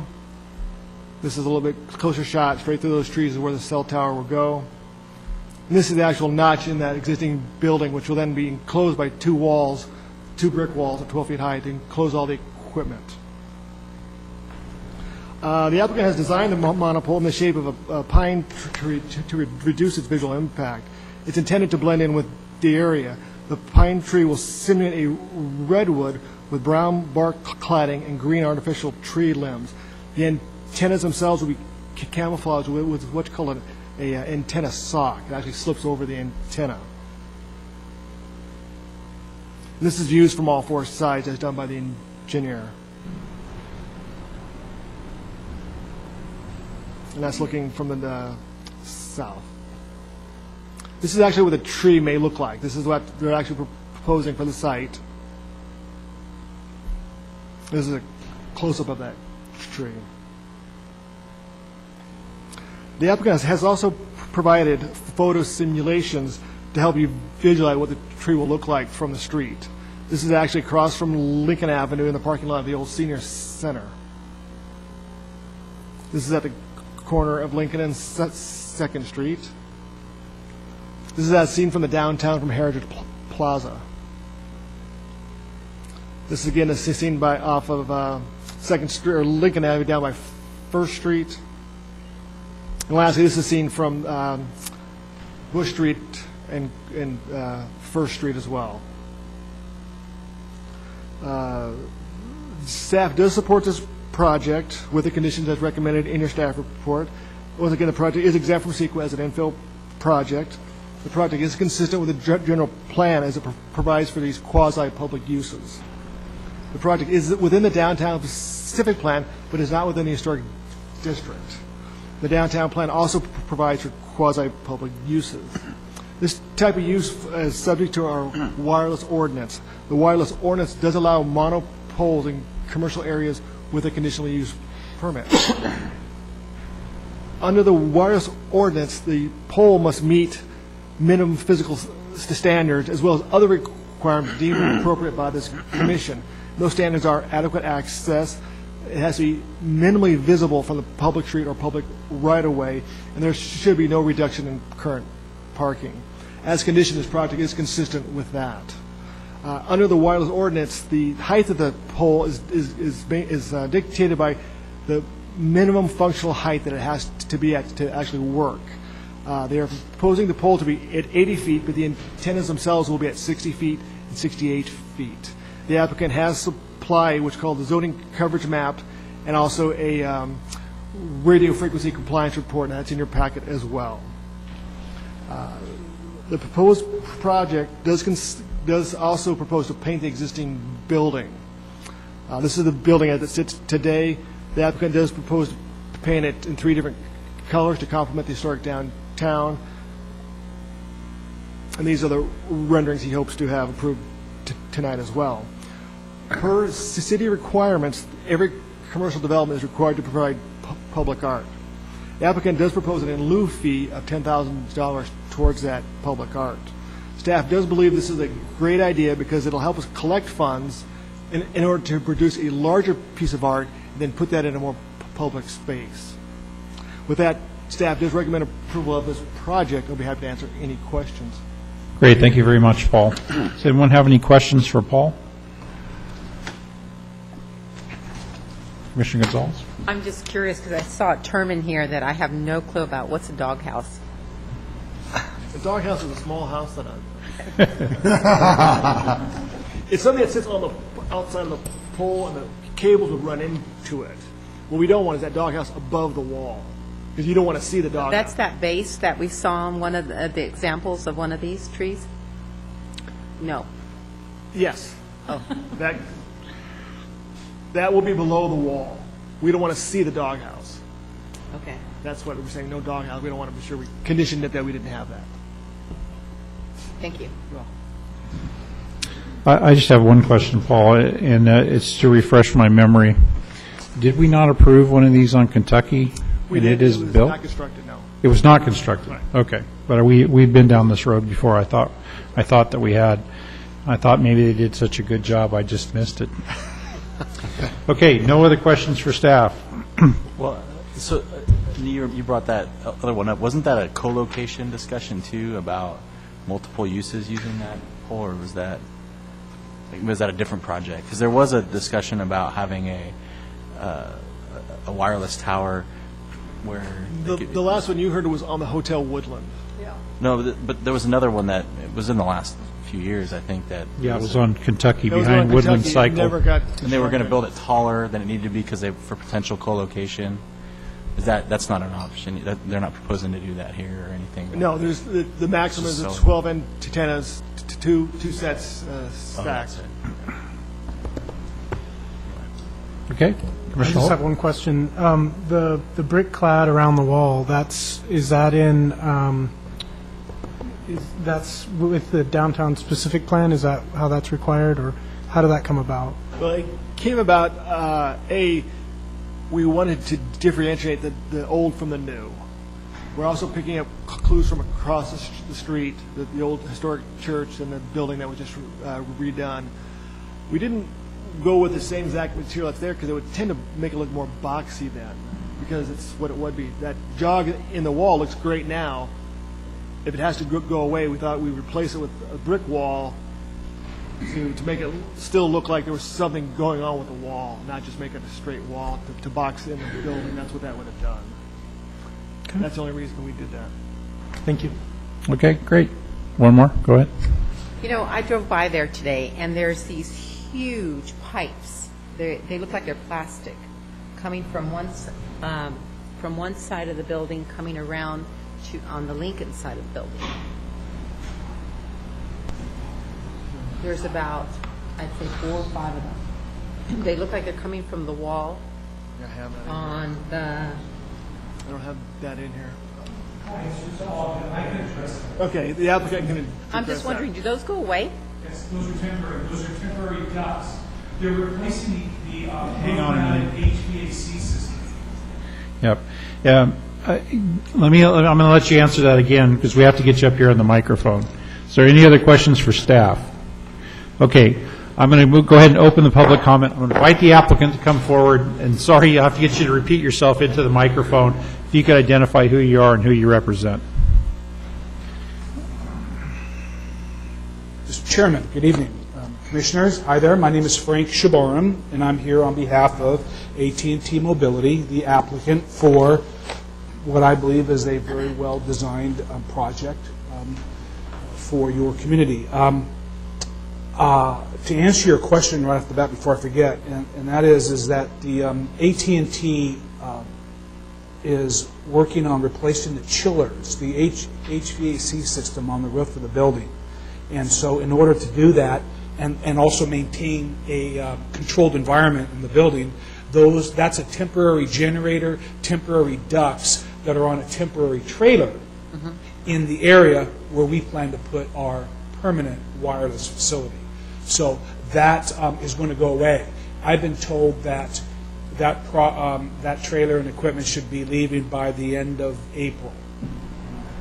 So those would have to go away before. Oh yeah, absolutely. Yes. Yes, exactly. So I'm here on behalf of AT&T Mobility, and I guess it's only appropriate that I go on record in favor of this project. Should anybody be keeping tab?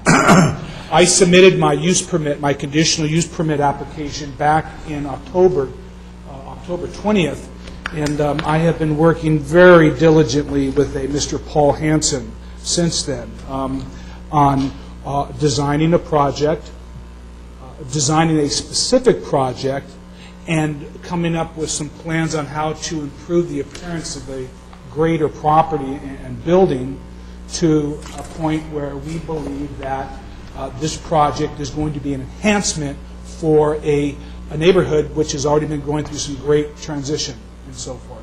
You know, the office building across the street, the beautiful church, Caddy Corner, and so on, and the family center that's adjacent to this property. You know, to the tune where we're going to be putting a substantial investment not only into the wireless facility, but also into the building and property, landscaping, painting, a public art display, and so forth. So I have reviewed the conditions of approval, and we have decided that not only are we not going to allow dog houses to be visible, but I'm going to push that we're not even going to allow bird houses, okay, to be a part of this project. But we've reviewed the conditions of approval and are willing and able to adhere to them.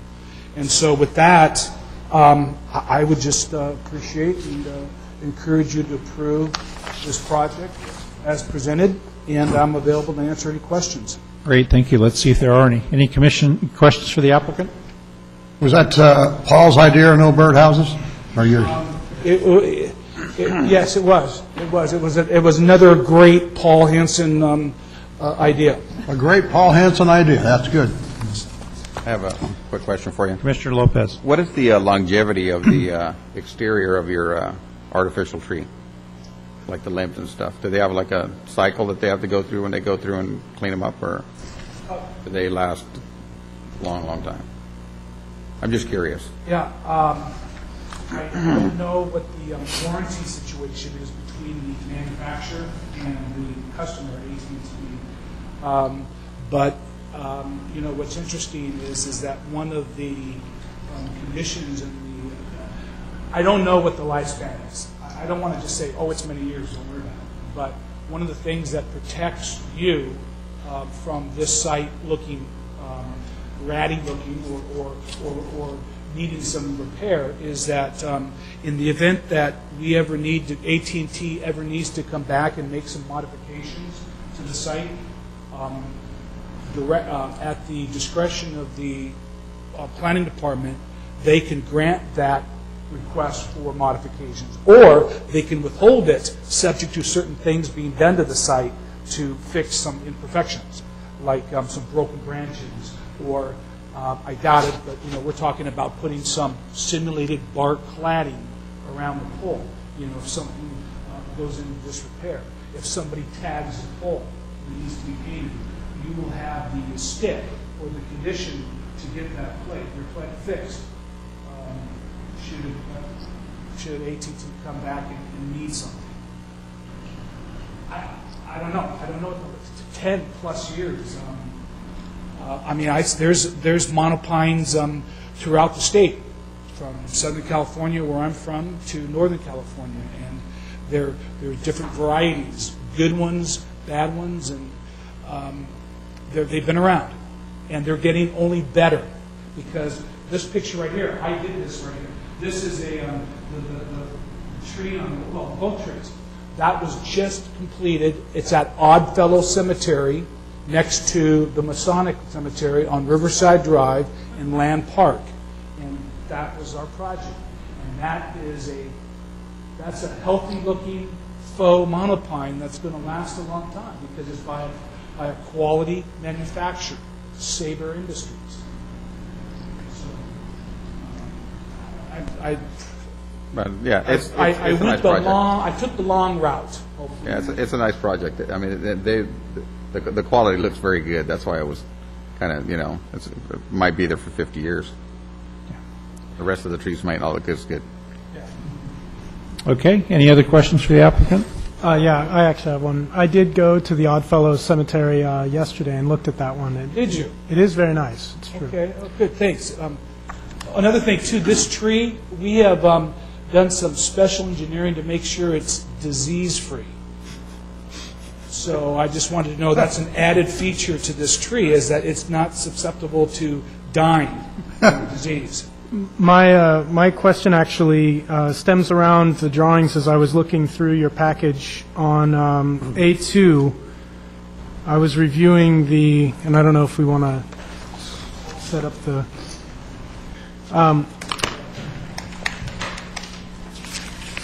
I noticed that the utility trench is running directly south from the enclosure, and my only question or comment would be, can we have that rerouted maybe over to the property line to avoid damaging any of the root structure or anything of that nature in those existing tree stands?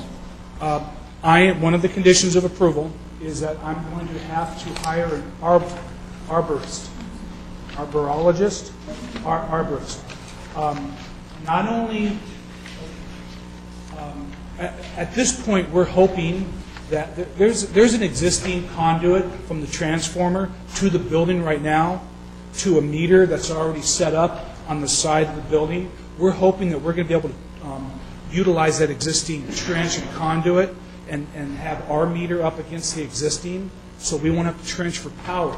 Telco is coming from the building because it's AT&T. It's their central office. So we're hoping that we're not going to have to do any trenching. But still, we have to do an arborist report because we're going to have to create a staging area when it comes time to construction, all right? And we want to make sure that we do not create a staging area that's too close to the roots of the existing trees, or if we have to do trenching. So we will follow an arborist's best opinion or judgment on where to be trenching. Okay. We need to. Thank you. Okay, great. Any other questions for the applicant? All right, thank you, sir. And another thing, too, and I'm sorry to bring this up, it's just, it's a small world. It was 4.5 years ago that I was here representing Clearwire on our monopine with Jimmy Stillman at Stowe's Cyclery in the back of the building, and it was a co-locatable facility. Clearwire was way up on top, and then there was space on the tree for other carriers. 4.5 years ago, that was last year. Yep. So, I knew we'd done this before. Okay, well, thank you very much. So the public comment is open. Would anyone else in the audience like to come up? Please identify yourself on the microphone. Pull it down if you need to. Tell us who you are and what you'd like to say. I'm Trish Stanionis, and I'm the director at Yellow Family Service Agency. We have the adjacent property to the tree and the other things that are going in, and we're in support of the project. We've worked with the applicant. We've come up with some plans to help us out as we go through the construction, so we're in support. Very good. Thank you very much. Would anyone else like to comment on this project? Seeing none, I'll close the public comment, and I'll open it up to commissioners. Would anyone like to start? If not, I will. Okay, I'll start, and then you guys can follow in. I took a good look at this. I remember the work that we did last time, like 4.5 years ago on this. This is definitely the way things are going. I think it looks good. I think it's going to be a big improvement to the appearance of the actual existing facility. I know that when this tree is first built, when this tower is first built, people will see it, and after a very short time, you won't see it. It'll blend into the background. So I think this fits in with our design guidelines and our objectives of the commission, and I'm in support of the project. Commissioner Murray, you can dive in there. I was just going to say that I thought your trouble fixing the building and painting and everything